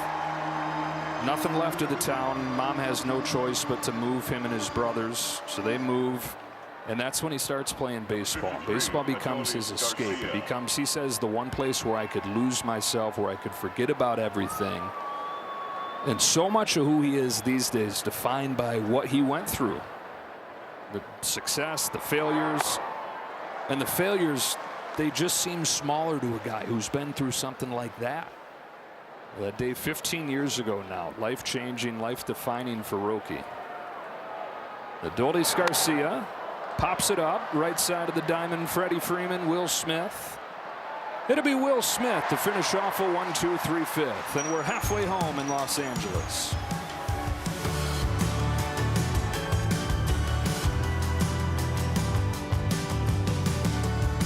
40,000 fans and take home your Dodgers soccer jersey. That'll be on June 16th, presented by Bank of America. Visit Dodgers.com/promotions for more information. World Cup coming up. Bought a couple tickets to a quarterfinals. Going to take my son. Okay, money bags. Well, that's what I told him. No Christmas for about 5 years. Ball on Freddie Freeman in a 2-1 game in the bottom of the 5th. Freeman, Betts, and Tucker coming up. Team USA opens up against Paraguay. You can tell I'm a big football expert. Yeah, I'm waiting till the quarterfinals to figure out who's in the game. Oh, well, at that point, I don't know if we will be. I know there's some exhibitions going on around town. Chopper, Harper for the first out of the 5th. Yeah, Paraguay, Friday the 12th. Look at you, right on top of it. That's SoFi. Kirsten, you got the lowdown on the World Cup? I wouldn't say me personally, but I do have some insight for what the guys are doing inside the clubhouse. So Miguel Rojas really into the World Cup. He and his son Aaron have essentially made it a fun father-son bonding activity. They have a workbook and they're collecting all of the stickers, and you have to find all of the players to be able to put their sticker for the team and the country that they represent. And so it's become a big thing. It's almost like how the guys are pulling their Pokemon cards or player cards. They're doing that also with World Cup athletes, which is pretty special for them, guys. That's awesome. Here's Betts, who is 2 for 2, taking a ball 1-1. My 7-year-old son said to me today, "No, we're going to be good. We have Messi and Cristiano Ronaldo." I said, "Well, son, I don't think that they're from the United States." "No, we don't. We don't have those guys." It'd be sweet if we did. Yeah. Things have changed in a big league locker room. If I brought Pokemon cards into the big league locker room in my day, I get beat up by my teammates. If you called them Pokemans, you know, whatever they're called. What are they? It's an M-O-N. Okay, Pokemon. Oh boy, it was tough enough to get baseball cards in your locker.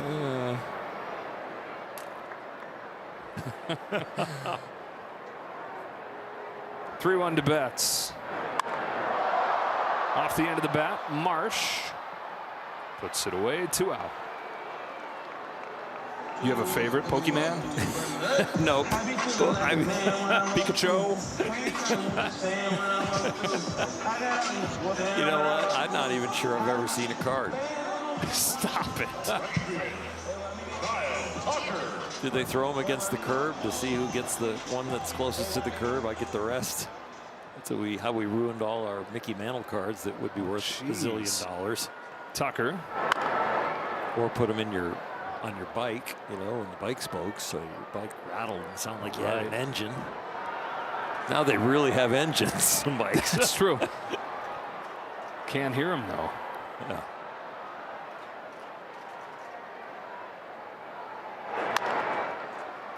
Top down to Harper at first. That's a lightning quick 5th inning for Jesus Luzardo. To the 6th we go.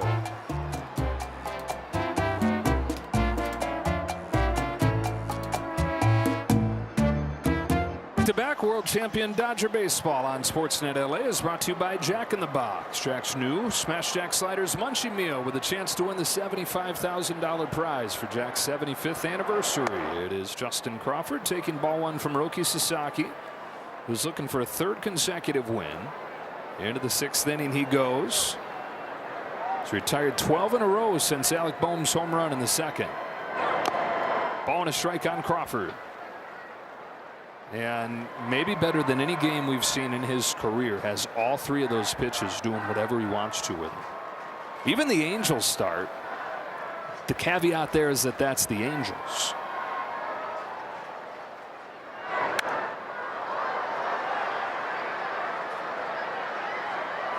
Well, the addendum to that last graphic, which was 7 whiffs on his 4-seam fastball, is the fact that he is landing the splitter and the slider.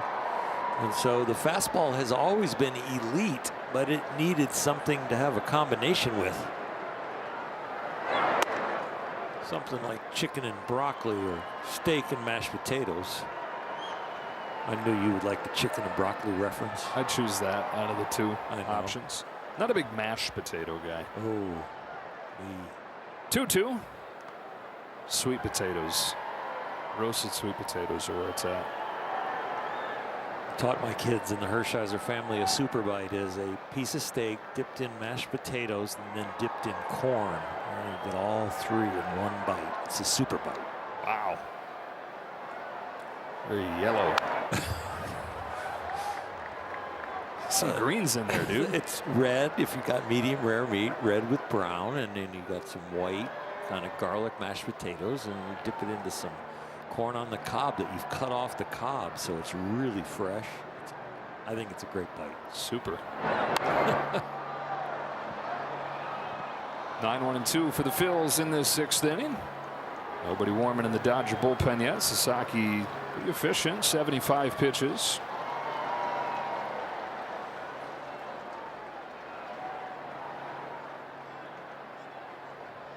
Out of the payoff to Crawford. Got him with the fastball. Extends the career high on the four-seam fastball whiff right there. Very nice swing and miss on the heater. You got to respect the splitter, the slider, and get beat by the gas. So that's 7, and that's free jumbo jacks for everybody with the purchase of a large drink tomorrow. 4 of his 7 Ks have come on that four-seam. And for the 2 Dodger starters the last 2 days, that's 16 strikeouts, 13 of them on four-seam fastballs. He struck out Schwarber both times. Brings him a 1-0. It's a swing and a miss on a devilish splitter. He has not backed down from a pitcher's duel or the resumes on the Phillies. He has continued to try and get them out in the strike zone. Check swing tapper. Espinal's got to hurry. This time he can't get it. And Schwarber's got an infield hit. First base runner for the Phillies since the 2nd inning.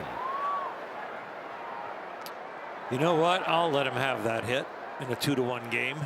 You can go ahead and stand over there at first base and get a base hit and raise your average. I just don't want you to raise your extra base hit totals or your home run totals. Shortstop, Trey Turner.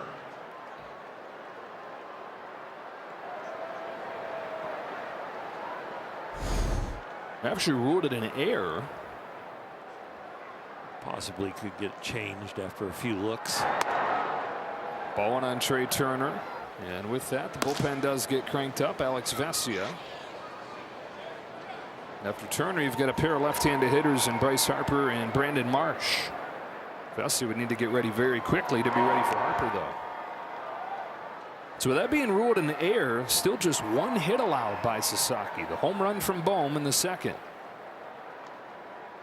If there's somebody in the Dodger bullpen that can get ready in a hurry, it's Alex Vesia. Yeah. There's probably several Red Bulls deep. It's had Turner flaring at that slider all night. Turner has one of those approaches when it goes into a bad area. He can be in and out of the strike zone with the bat in a hurry. They said the extra work that he's done this week has been on trying to finish his swing. That he feels like start of his swing, the load and everything is exactly what he wants, but just hasn't been finishing it right. He kind of cuts it off. On this 3-1, he shoots a base hit the other way. He followed his practice right there. It was kind of like the hit we saw from Mookie Betts, where Mookie was short, took the ball, kept the hands inside, and pushed it to right field on a solid line drive, and that's what he does right there. He extended that bat through the plane of the baseball very well. Got the base hit to right and actually put it in the air with some backspin. Will Smith taking a slow walk out there. And while he does, we get a word from Pizza Hut. Los Angeles fans know who the real MVP is of game day grub, because no one out-pizzas the Hut. They retired 13 in a row before Schwarber reached on what has currently been ruled an error. Of course, it was the first hit off of a splitter tonight, and he doesn't give up a hit on the slider either.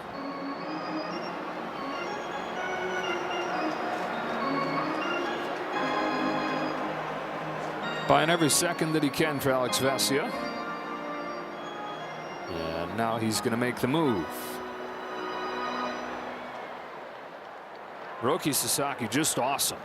Awesome stuff through 5 innings. Strikes out 7. Best swing and miss fastball he's ever had in the big leagues. And against the Phillies lineup that, yeah, they've struggled overall.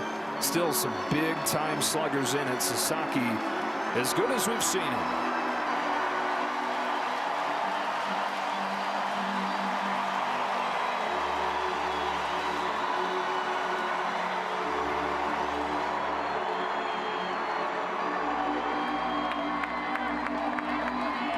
Five and a third for Sasaki. The lone run and the home run from Alec Bohm. Of course, the runners at first and second, his responsibility.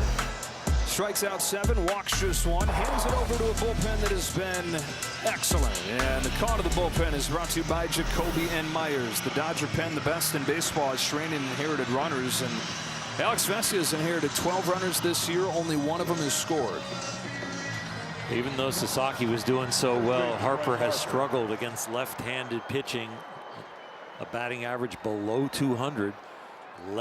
Right-handers, Harper has hit at almost a 300 clip. First and second, one away in a 2-1 game. First one from Vesia. Popped out of his hand for ball 1. Came in last night, faced Kyle Schwarber, struck him out with a man on base. 7 consecutive scoreless outings, and 22 out of 24 games this year he's put up zeros.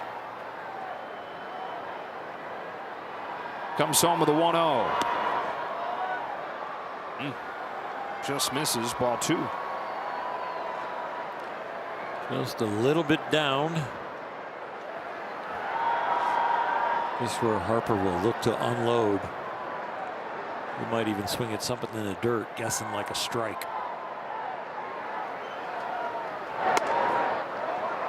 Challenge. The catcher's challenging the pitch.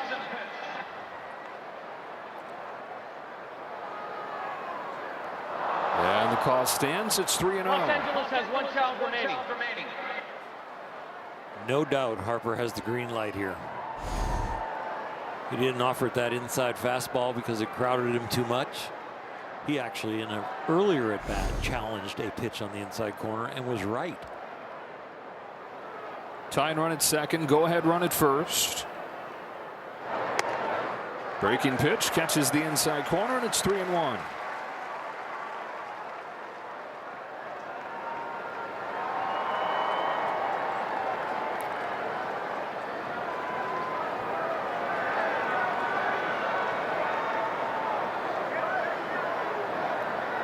Vesia to Harper.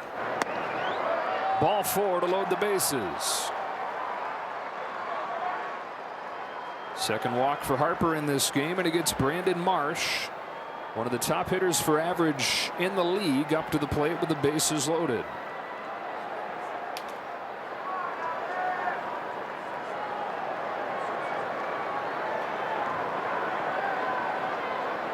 And instead of Marsh, it's going to be Edmundo Sosa pinch hitting. So Sosa, who, when he's himself, he crushes left-handed pitching, but Sosa comes in a miserable slump. 3 for his last 36, and most of that has come against left-handed pitching. Well, Don Mattingly, seeing the success that Vesia has off of left-handed batters, they're only batting 100, even after that walk, of course, to Harper. Righties off of Vesia, yeah, you gain 71 points, but they're still only hitting 171. They've done very well under that man who used to wear Dodger blue, of course. And he said taking over the team with them 10 games below 500, he was immediately thinking back to the 2013 season here when he was the manager, and they were 12 games back before going on an historic run, winning 42 of 50, winning 53 of 66, and they went from 12 back to win the division by double digits. Bases loaded, 1 out. Sosa pinch hitting for Marsh. Dodgers by a run, top of the 6th.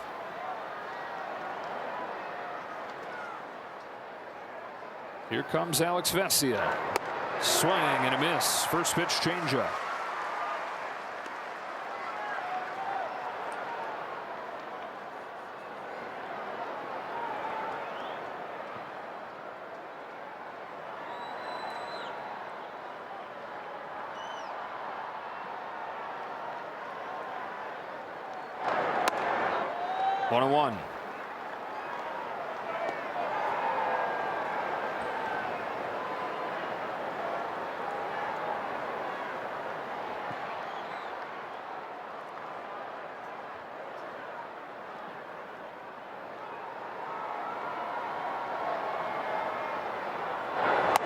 Got a chase, and he's ahead 1-2. Sosa's had 6 at-bats on this road trip. He's 0 for 6. But in a huge situation right here. Very aggressive under no circumstances should he have a good pitch to hit here. He's had 5 plate appearances as a pinch hitter. He is 2 for 4 with a walk.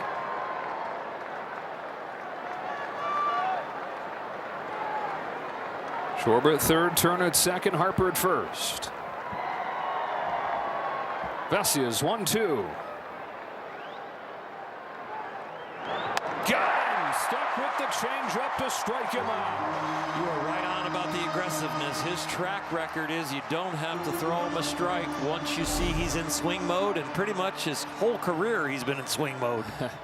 That's a good pitch. And so it's going to be up to Alec Boehm, who has accounted for their offense in this ballgame with his home run. And for Roki Sasaki, the job done in that it was a stellar outing, but the line hangs in the balance here. And his ability to get a win hangs in the balance. Strike one on Boehm. He uses the same medicine that he did against Sosa. The Dodger bench has the best seat in the house. That would be Justin Robleski. With what he did yesterday, sitting there watching the game. The worst seat in the house right now is Sasaki.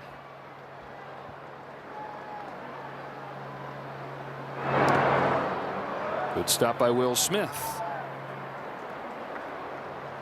Alex Vesia this year has upped the usage of his changeup a little over 6%. So we've seen it really work here.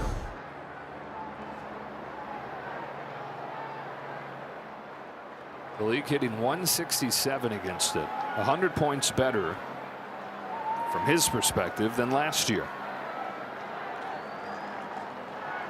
Here's his 1-1 to Boehm. Bouncing ball to third for Espinal. Vesia out of the bases loaded jam.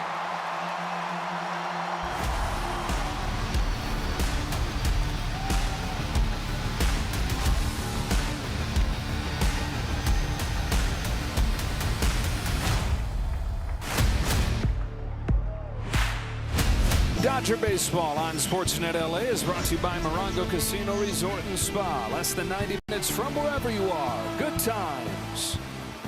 Dodgers up 2-1. Will Smith starts the 6th and takes a ball from Luzardo. So Alex Vesia able to get out of that jam, and nobody happier about that than Roki Sasaki.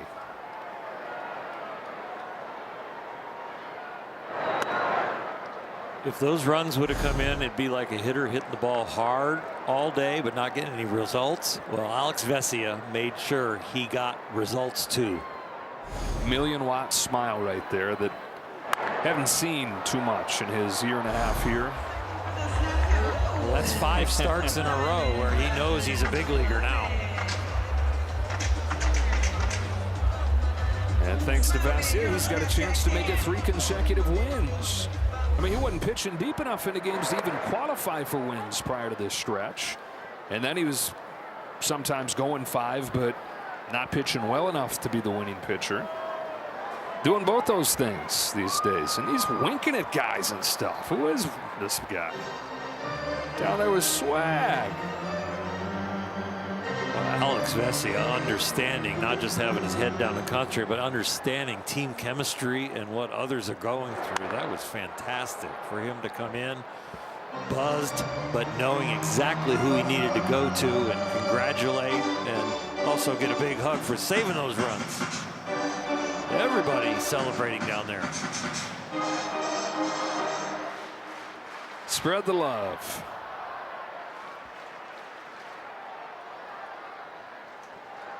Smith 1 for 2. Singleton scored the Dodgers' first run, and in doing so extended his on-base streak to 7 games. He's got an on-base percentage of almost 500 in that time.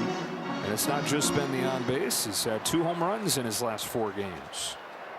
On a 3-2, takes ball 4 just off of the outside. And a leadoff walk. Let's go down to Kirsten. Thanks, Joel. You were just talking about Alex Vesia in the dugout, spreading the love. You saw all the smiles, but one of the best parts was when Alex came off of the mound. He went right past Dave Roberts and said, "Good job, Doc." So he had to have the congratulations also for going with the decision to go to Alex, coming out of the bullpen to help protect Roki Sasaki, guys.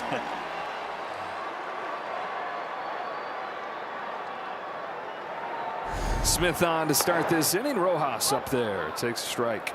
Now it's time to stretch the lead so you don't have those anxious moments of the last half inning.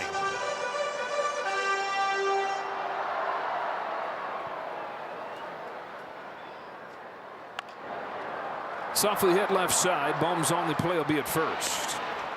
Into scoring position goes Smith. Up to the plate comes Alex Call, and he is in our performance spotlight. Brought to you by your Southern California Nissan dealers. Drove in the first run with a base hit in the second. Doubled and scored their second run in the fourth. He's a perfect example of Dave Roberts saying it's not all about exit velocity. You know what? It's about getting hits and putting it in play and not striking out, taking your walks. That is Alex Call's game. It's going to do it for Luzardo. Jose Alvarado ready to come in for the Phillies in a 2-1 game in the sixth.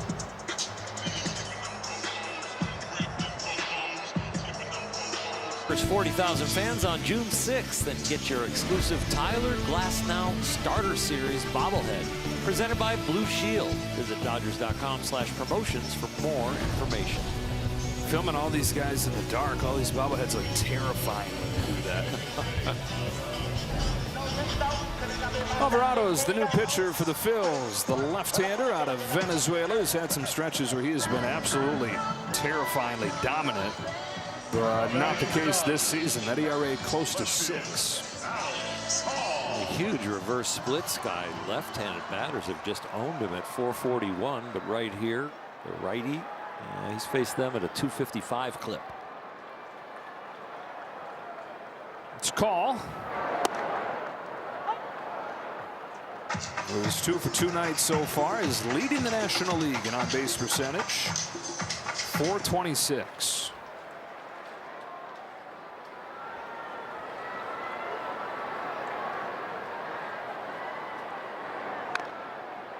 Down 0-2.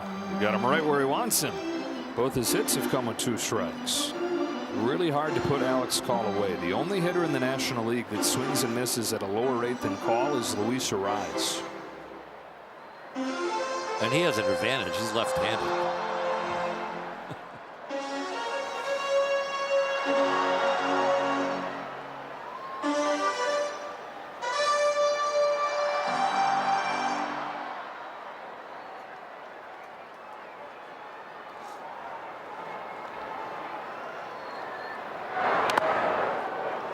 Got the umpire.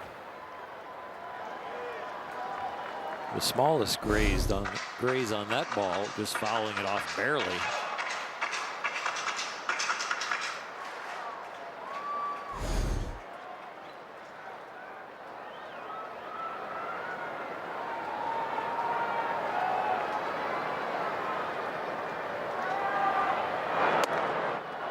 What makes this even more remarkable, Alex Call being such a good bat-to-ball guy. Double-A, he had a strikeout rate close to 30%. Wow. That's a big jump. And then to do it in the big leagues. That's when he started getting into all the virtual reality stuff and saying, I'm about to get released and not have a job anymore. And has completely transformed himself as a hitter to go from a 30% strikeout rate in Double-A to a 12% strikeout rate in the majors. How many kids at home right now hearing this on the broadcast are looking at the parent or someone that supplies their baseball equipment and saying, I think I need a virtual reality thing, Dad. How many parents are sitting there saying, come on, Joe. You're talking about virtual reality. These aluminum bats are expensive enough. You ain't kidding, man. Worth it, though. Those things. Should put a few extra S's on the USA. Ball jumps. Really? Oh, yeah.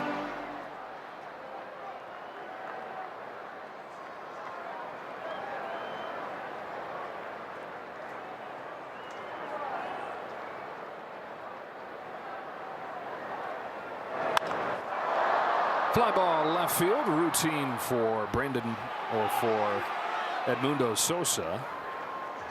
As they've moved some pieces around with a pinch hitter earlier.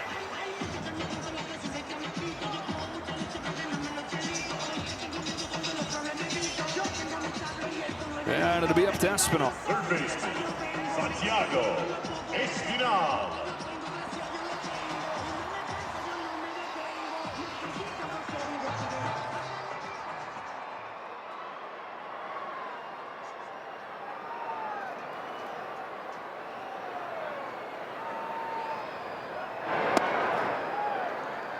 Espinal, sacrifice fly. That's the difference in this game. It's a guy who was just cut loose less than a week ago in the roster crunch with Kike Hernandez coming back.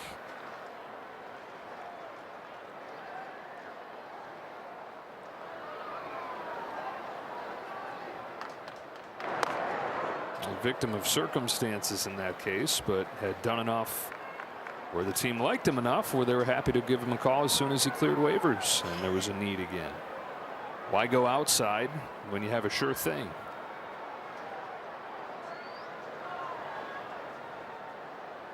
One pitch from Alvarado. Espinal waves and misses. 1-2. With Will Smith batting 6th, the bottom of the order has scored both the Dodger runs, and Will out there on second with 2 outs got a chance to be the 3rd run scored by the bottom of the order. 3 hits, 2 walks, couple runs scored, couple runs knocked in from that part of the lineup. Homers from the top of the lineup last night. And old-fashioned station-to-station baseball from the bottom of the lineup tonight.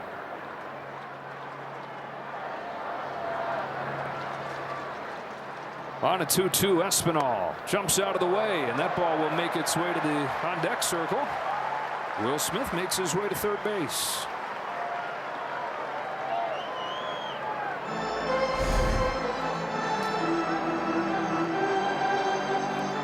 Interesting one to call a pass ball or a wild pitch. I think it probably would get called a wild pitch.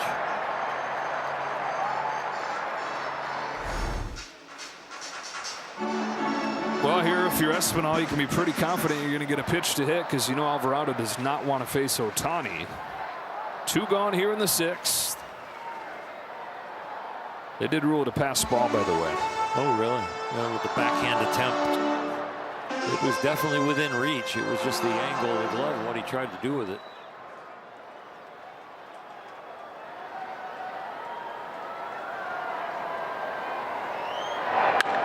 Smack to center, right at Crawford. That ends the inning. Dodgers unable to take advantage of the leadoff walk.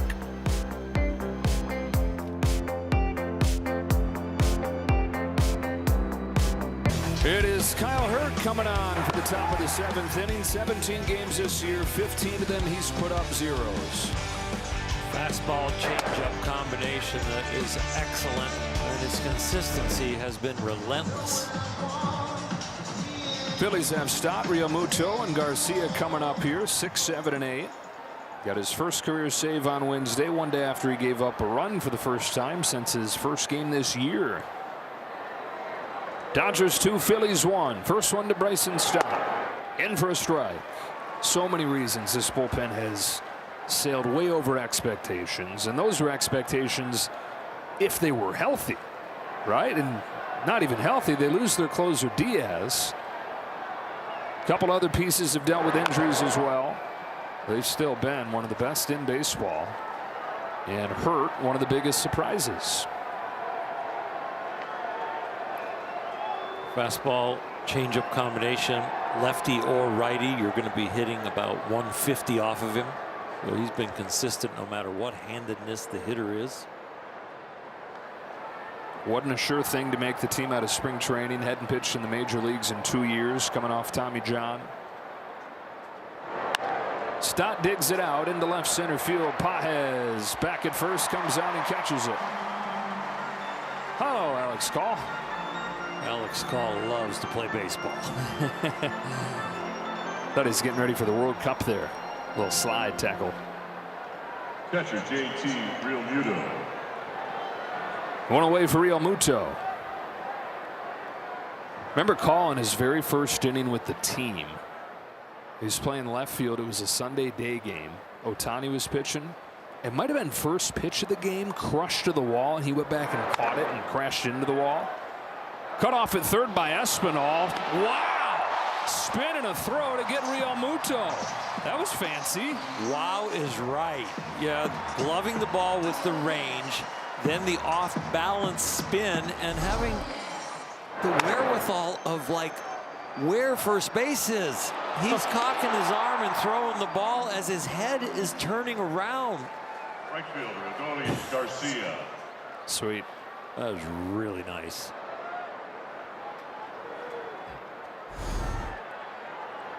Two up and two down, and Garcia takes it right down the middle for a strike. So he's made a couple awesome plays in this game.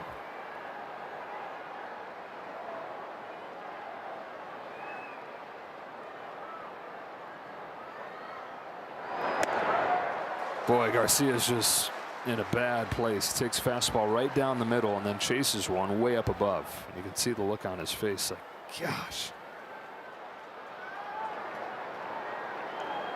3 for his last 49. Phillies took a bit of a flyer on him, hoping that he could tap back into what he did that World Series winning season for the Rangers. It's been a while since he's looked like that guy, though. Really hasn't since.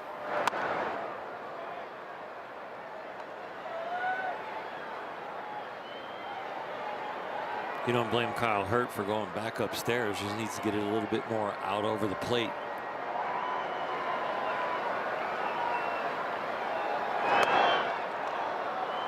Challenge. It's a little wide to me. The catcher is challenging the previous pitch.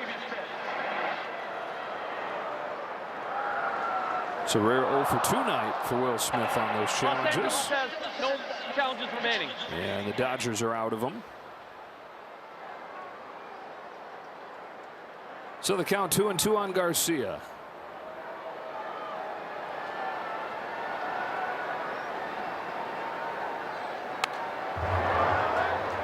The Garcia's actually been chasing less than ever, but striking out more. And part of what has always made him is that he's aggressive, right? And if they feel like that's gone too far in the other direction where he's become passive, and he's taken a lot more strikes than usual. Takes this one in the dirt. The count goes full. 33 years of age, out of Cuba. He's a hero on that Rangers World Series team.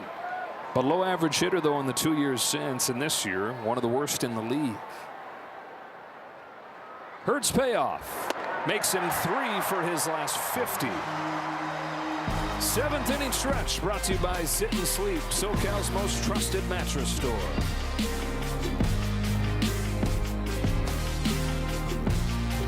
Back-to-back world champion Dodger baseball on Sportsnet LA is brought to you by your Southern California Ford dealers. Discover the complete Ford lineup, rugged, stylish, and powerful trucks and SUVs engineered for your adventures. Dodgers with runs in the 2nd and the 4th. Phillies' home run came in the 2nd, 2-1, last of the 7th, and the top of the order here. It's Ohtani to lead off at 1 for 3. Phillies bullpen has taken over, and Orion Kerkering in with a strike. 1-1 on Ohtani. This is Kerkering's first time at Dodger Stadium since his heir ended the division series. He's a guy who's had a great young career, but marred by that one moment that he's trying to move on from.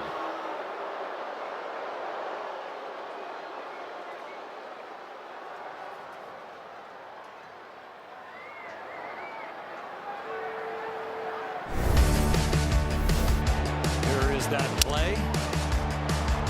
This will haunt you for a while.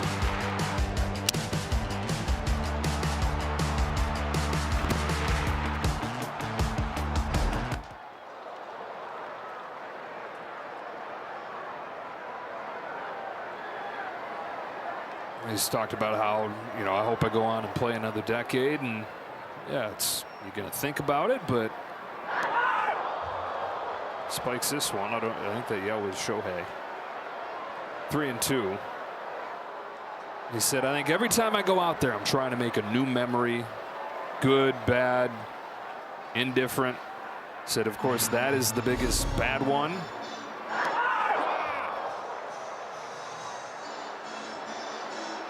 But he's trying to build off of that bad memory and have it be a turning point where he launches from it, as opposed to having it sink him. Strikes out Ohtani for the first out of the 7th.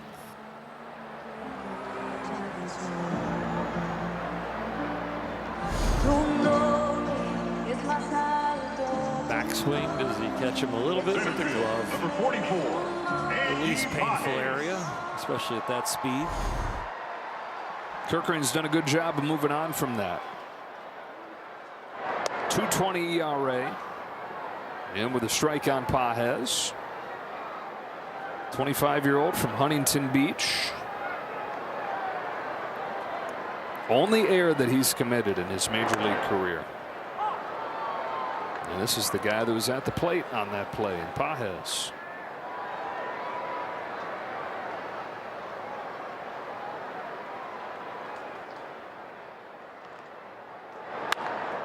Down the line, that's a fair ball and headed for the corner.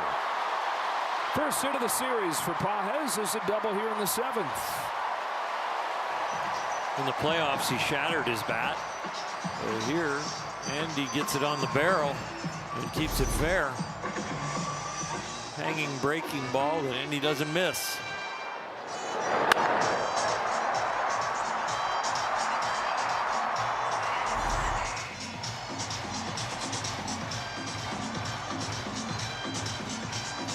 Dodgers are 1 for 9 with runners in scoring position, even though they have out-hit the Phillies 7-3. Now 8-3. This game is a lot tighter than it has felt. Yes, I was just thinking that. And anytime that's the case, makes insurance feel that much more important. Freddie 1 for 3. One of the hottest Dodgers.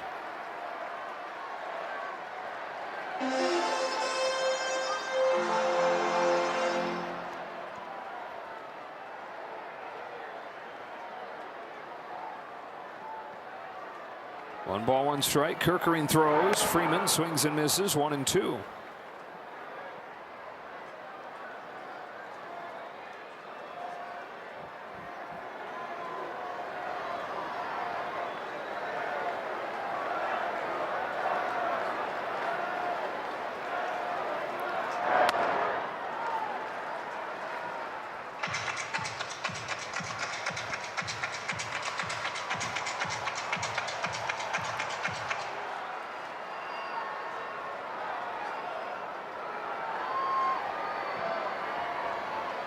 Two.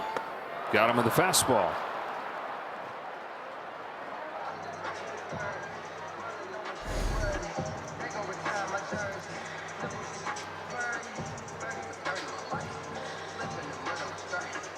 Shortstop, number 50. Mookie Betts. Up to Betts. Hitless the last couple games coming in, but he's singled and doubled tonight.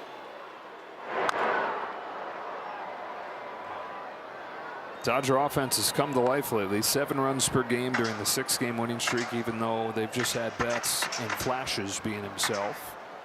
And the Dodgers 37-20 with a 5-game lead in the division, even with Mookie Betts missing a lot of the season and hitting $190 when he has played.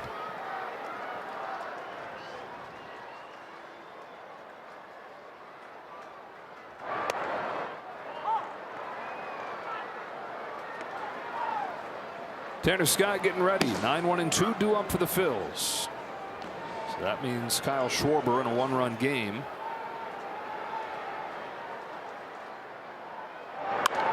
Betts right side and the 3rd hit. Pages chugging for home. Garcia with a cannon to the plate. No, he didn't get him. He's safe. Pages shot out of a cannon around second or from second and just does beat the tag. It's not only you got to be fast, you got to cut the bases properly. Philadelphia's challenging the safe ball. Philadelphia with the swipe tag wants to take a look at this. Boy, that's a tough angle to say it was right or wrong.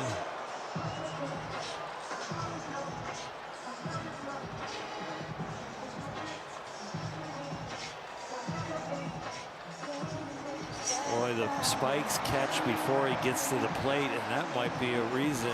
And then you got to check, did the tag actually make contact? I don't think he ever touches home. Yeah, he might not have ever touched home. The foot bounces over the plate. And you would figure, did they see that and say the run doesn't score because of abandonment? He then at that point heads to the dugout, doesn't come back to touch it. If there is no tag, it could be still an out, yes. Is there a tag right here? The back spike or the front foot?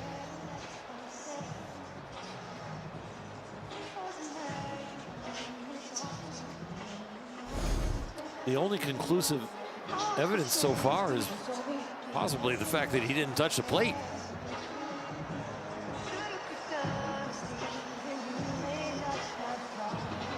.88-mile-per-hour throw there from Adolis Garcia, and credit to Garcia, who has slumped just miserably all season, but defense, as we've seen tonight, he's not taking his bat into the field with him.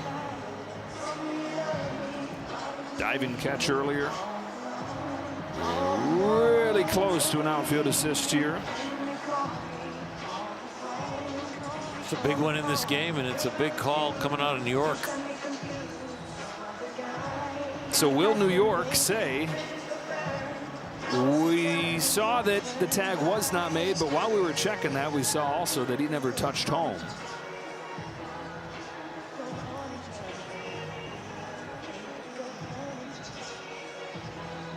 Well, this is a long one. This about as long as you'll see. It really is. I think it's conclusive he doesn't touch the plate. It's also conclusive he didn't get tagged, isn't it? Yeah, I think other than right here, the back foot, when the glove goes towards the back foot, it doesn't get tagged on the front foot at all, but right there, does he get it right on the heel? I see. I think the back is clear, but right on the heel of the back foot is where there possibly could be contact.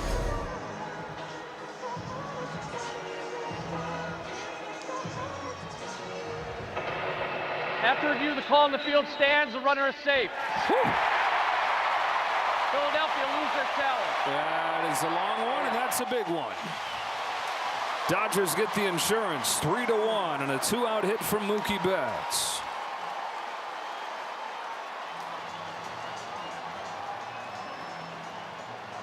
Second 3-hit game of the season, and second over the last 4 games for Betts. Long challenge followed by a pitching change. That's it for Kerkering. Back in a moment.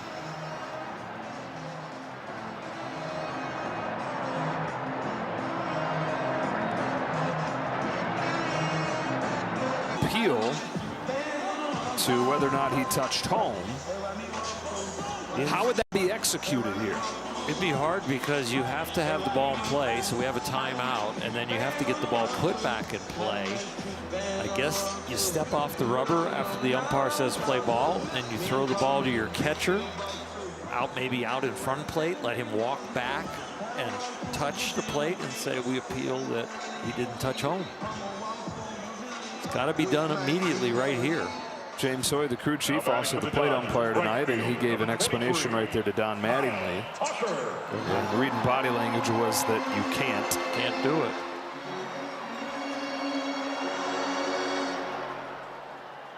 All right, so runner at first, 2 out, 2-run lead for the Dodgers, and Kyle Tucker 0 for 3 in this game, and 1 for his last 15, takes a strike from Kerkering. I can honestly say I've never seen that. And then the manager going out for a meeting so he can talk to the home plate umpire about appealing that he missed home.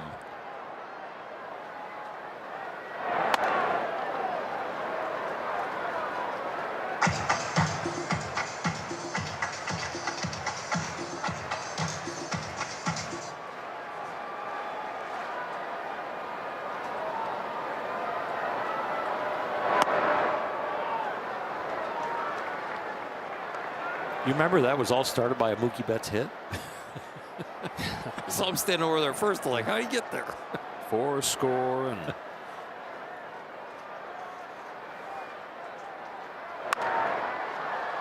a bouncing ball to second, and an easy play for Stott to wrap up this 7th inning. But the Dodgers get a big 2-out hit from Betts and lead it 3-1.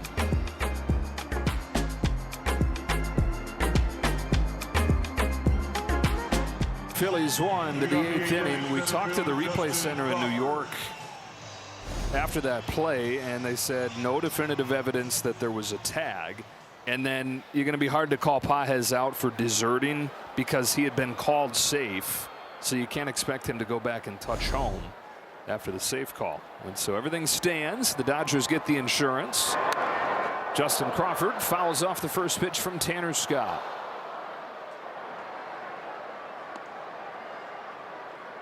They're running the order right here where 4 of the next 5 hitters or 3 of the next 4 hitters are lefties, and so a perfect spot to deploy a guy that's been one of the best in baseball this year. He has really responded to his second year, really rough first year. You know, thinking about home plate umpires, possibly the correct call there is just to stand and watch and go, nothing has happened yet. Because he called him safe and he doesn't touch home, so he's really not safe. And if he doesn't see the tag, that means he was safe. But it's really, I've seen home plate umpires just stand there and go, nothing has happened yet, guys. There has been no tag, and there has been no tag of home plate. Crawford somehow gets a base hit on this ball, slapping it to the left side. And it makes Kyle Schwarber the tying run here in the 8th.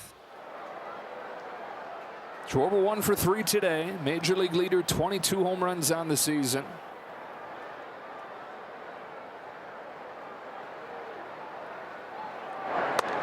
Take strike 1 from Scott.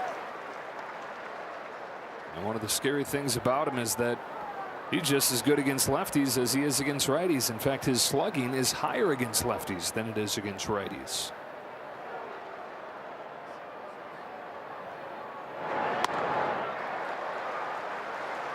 That inside fastball first pitch really sets up the whole at bat, and it takes a guy who has unbelievable plate discipline and strike zone knowledge and turns it into that swing.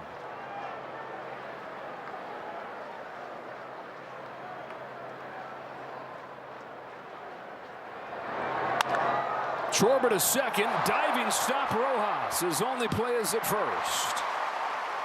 Dodger infield tonight sparkling between Espinal at third. Rojas has been very busy. Most of his play is pretty routine. That one not. Step and a dive on this bullet. They go back to the well. The inside fastball, and Schwarber is ready for it. With Miguel right there. Really glad that that ball bounced up the height it did. With that velocity off the bat. Now it's Trey Turner who lifts the first pitch he sees to right. No big deal for Kyle Tucker. 2 gone in the 8th.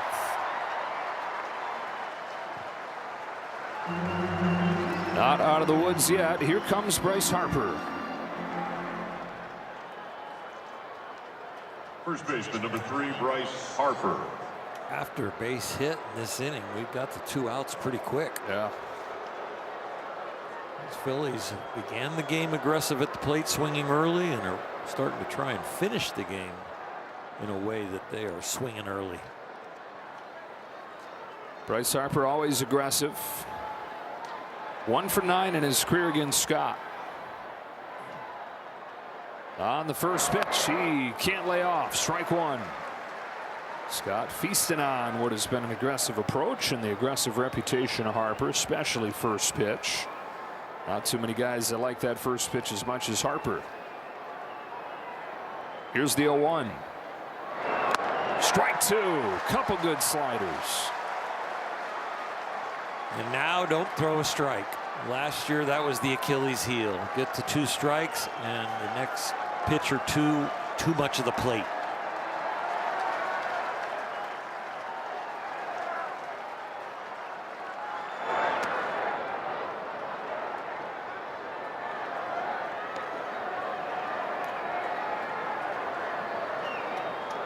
Fastball up about shoulder high, or another slider, but make sure it's not a strike. In the dirt.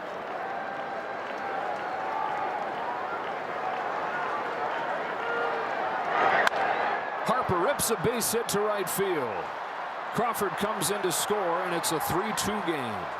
Phillies with their first run since the second. Well, we've watched two really good left-hand low ball hitters get the low ball. Kyle Schwarber barreled it up, but Miguel Rojas rescued it with a great diving stop, but you're not going to rescue this one at that height. And that is the first run that Tanner Scott's given up in more than a month, back to April 24th. Harper's aboard as the tying run. Sosa's at the plate, wave and a miss on an elevated fastball. That's the height I would think you'd want to go with the Harper pitch. We just left it a little too low. Harper, by the way, 4 stolen bases and 6 tries this year. Sosa fouls it back, and it's 0-2. Staying right up there? I am, yeah. I like the way, if you're going to go to the slider, it can't be a strike slider again. It needs to be a back foot slider. Strike slider speeds up his bat, gives him a chance to hit a home run. Remember, Sosa's the guy we're talking about against Vesia. Uber aggressive, shouldn't see anything in the zone. They were going backdoor slider, just to be careful. You don't want to throw the slider strike height and lazy in the middle of the plate. You got to make sure it's electric on one side or the other. Here it comes. Crank to left center field. That's trouble. That's gone. Edmundo Sosa hits a 2-run home run to give the Phillies the lead.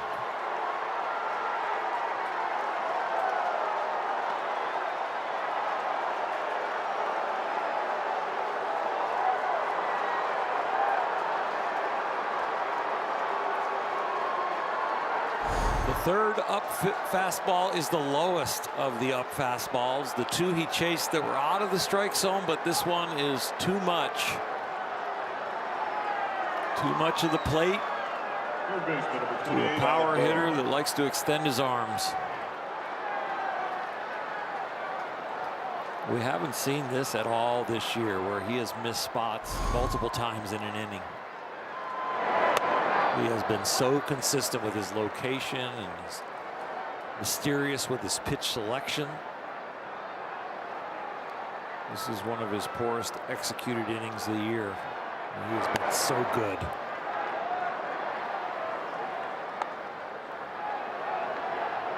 After he gave up 11 home runs last year, just the 3rd that he's allowed this year.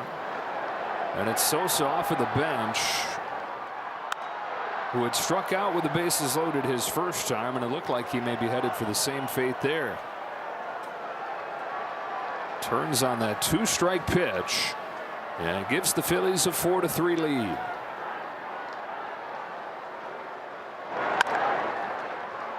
So we knew the Dodgers needed insurance. Turns out they needed some more of it. To the bottom of the 8th. Now down a run.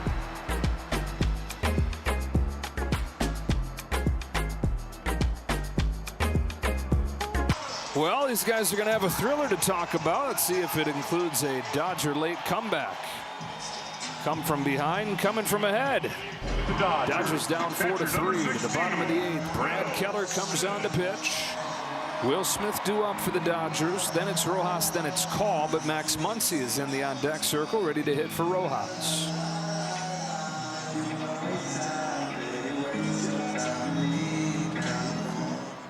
Single and a walk for Smith today. Strike 1 from Keller.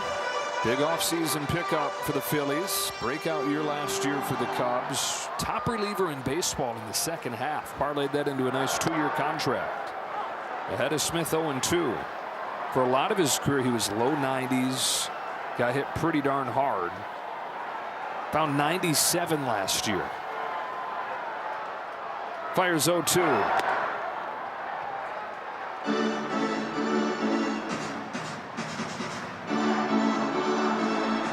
And also has an outstanding changeup.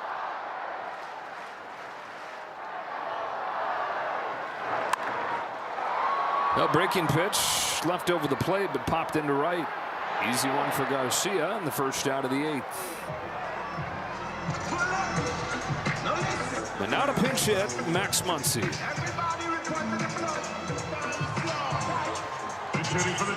Went up and got a high fastball against Zach Wheeler for one of the 4 home runs in yesterday's game. 13 to lead the club and to lead all third basemen. Those 13 tied with Andy Pages for the most on the Dodgers. Here it was. The law firm of Muncy, Freeman, Ohtani, and Smith for solo shots. That many lawyers, I'm like, make up your mind who's in charge. So 4 partners. Yes. 25% ownership of the company each.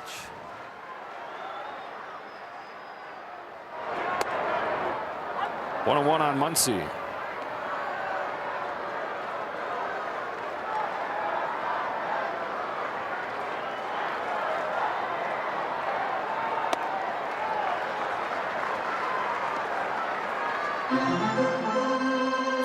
As a pinch hitter this season.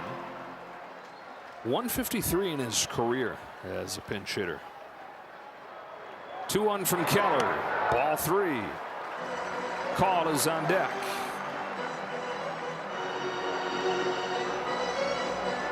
The cheat swing here. Looking for a fastball. Hitting it out. Straight up.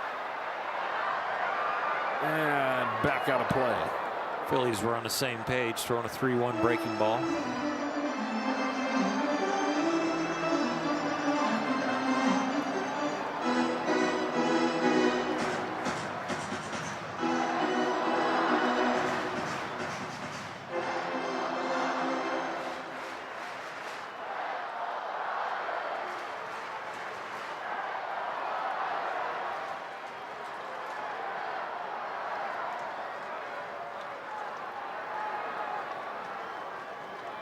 Payoff.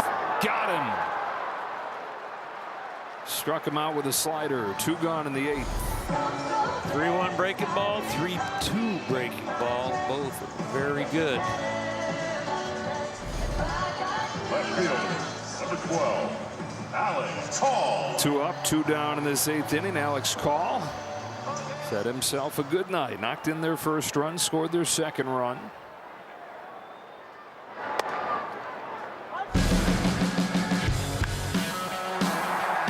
Goes on a 2-strike pitch back in the second inning. And so is this double that became a Little League triple. He's just trying to reach base. You think he's trying to hit a home run? No. He's trying to reach base because there's power on deck. And Dalton Rushing in Espinal's spot in the lineup. Dodgers will get the top of the order to the plate again. Call continues to wait. 1 ball, 2 strikes. You can do that when you're as comfortable hitting 2 strikes as he seems to be.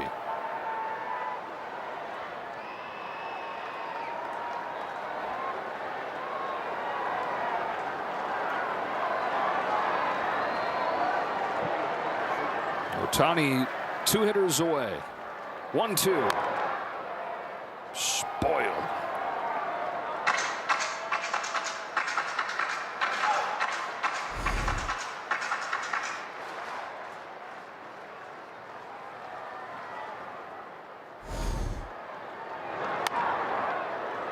Spoiled again. Ohtani and Pages guaranteed to still hit in this game. That is slightly comforting. Another 1-2. Checks. 2-2.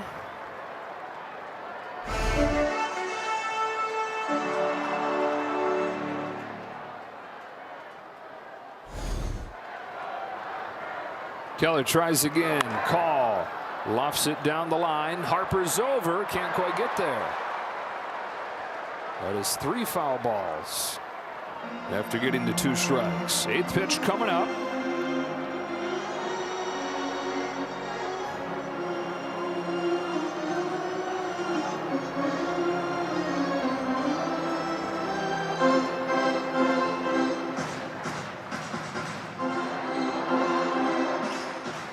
Call scrapping, trying to get it to Rushing.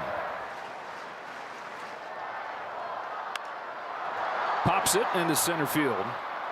And Crawford to make the grab and send it to the 9th.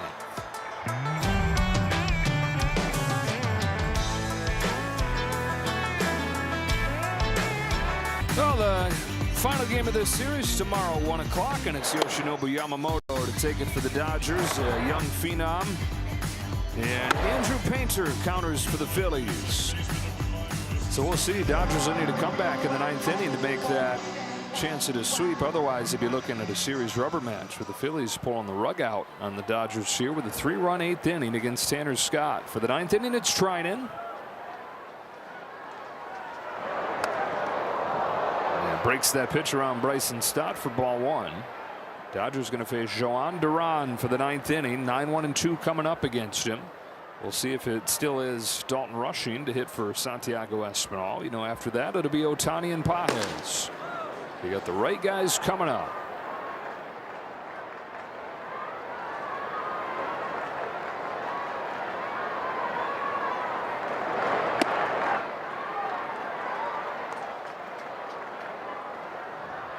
Lake's first hitter, a left-hander, and that's the type of hitter that he needs to get better at this year. They're hitting over 400 against him. Found the zone right there. 2-1. 5 straight scoreless outings for Trinan. He has dominated right-handed hitters. He needs to get this leading lady out from the left side. That looks like he will with a routine fly ball to left field. Alex Call to get Stott. Now you got the next two. If they go with the regular hitters, righties, they've only given up batting average of 163 against righties. Catcher number 10, JT Real Muto.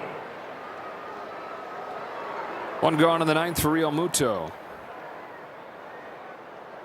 Now, Fernando Tatis Jr. has finally hit his first home run of the year for the Padres. But Padres lose that game 9-4 in Washington. Washington scored 8 runs over the last 2 at-bats. Got 6 runs in the 7th and 2 in the 8th. Padres lose, and these days it's also worth giving you Diamondbacks scores because they've climbed back into the picture at the top of the division. Diamondbacks also lost 5-1 in Seattle.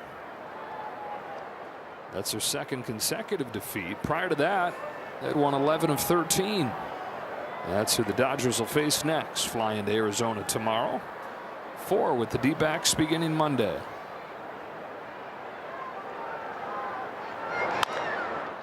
One and 2 on Real Muto. Dodgers trying to win their 7th in a row, which would be the longest winning streak of the year.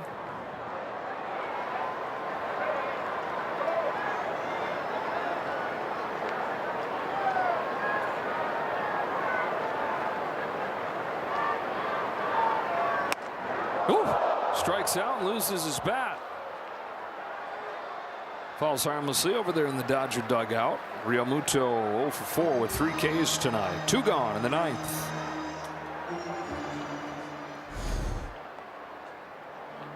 Strike fielder number 53, Adolis Garcia.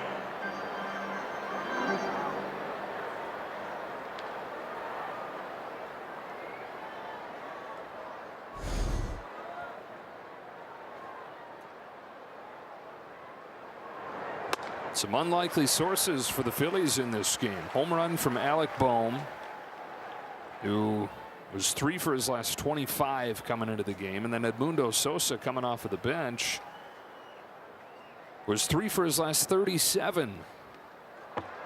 Oh boy. 0-2 on Garcia.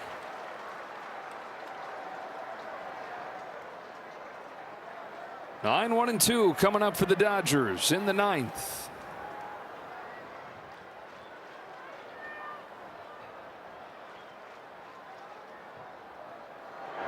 Got him.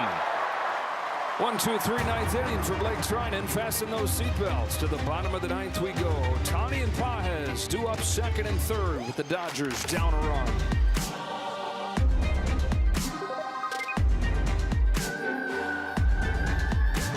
Three-run 8th inning. The difference in this game. Last chance for the Dodgers to the bottom of the 9th. Dalton Rushing is going to pinch hit for Santiago Espinal to lead off. And it's Yohan Duran to pitch for the Phillies. Even though he's missed about a month of this season with an oblique injury, he's still top 5 in saves, 11 for 11. Big fella throws hard. Very deceptive delivery as he coils and then just comes at you in a big way. Very, very good this year. It's going to be a tough challenge here, even though the Dodgers are at almost to the top of the order with a very good pinch hitter coming up that's got power that can tie this up, and Dalton Rushing. Couple hundreds that you don't like to see. 100 miles per hour and 100 average against that four-seam fastball. Got him at the deadline last year from Minnesota. Sub-2 ERA since coming to the Phillies. Sitting off the Dodger half of the ninth. Rushing, Ohtani, and Pages. 68, Dalton Rushing. If he goes with his strength, he's going to throw the fastball because the splitter has gotten hit this year. Yeah, above a 300 average against the splitter. As Rushing pinch hits to open up this ninth inning and fouls off a first pitch splitter. Rushing 2 for 13 as a pinch hitter in the big leagues. Only 2 at-bats on this homestand. He's 2 for his last 24. Yeah, now 2 for his last 25. 1 gone in the ninth. Here's Ohtani.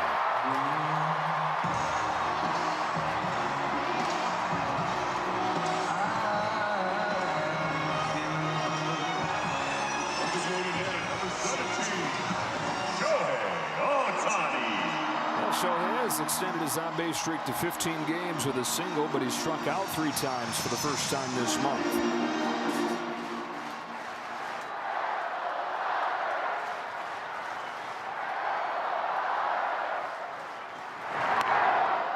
Tries to lay off, couldn't.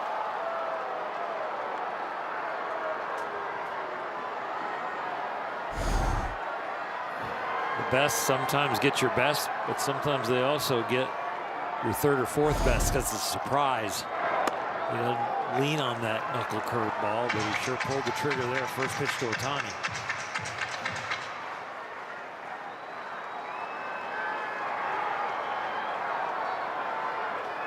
Ohtani, who could tie it with 1 swing, waits on a 1-1 pitch. Fastball was right there, but it was 101.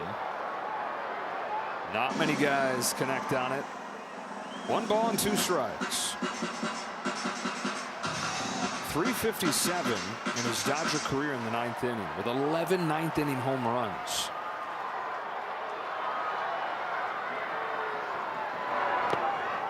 Count evens up. Pages waits on his chance. How far would it go if he connects with 101? Jeez. The way he can hit a ball hard, it would go a long way.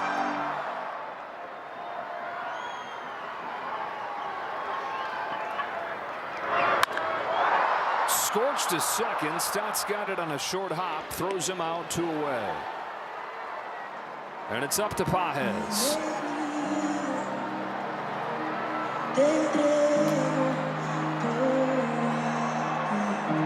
Center fielder, number 44, Andy Pages.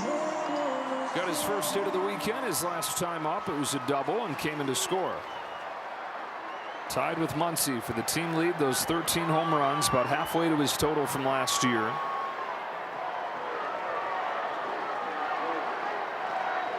Duran throws. Pages grounds 1 to short. Routine hop for Turner, and the Dodgers fall 4-3. A 3-run 8th inning for the Phillies takes this one. Yeah, it was 3 2-strike hits that ended up beating the Dodgers. Even though they had 5 2-strike hits tonight, the Phillies ended up on top. They get the 2-out hit from Harper and then the 2-out homer from Sosa. For Hershiser, Kirsten Watson, and the rest of our crew, Joe Davis saying so long from Dodger Stadium, and we'll talk to you again tomorrow at 1:10 as Yamamoto takes the ball for the Dodgers against Andrew Painter. For now, stay tuned for Access Sportsnet Dodgers.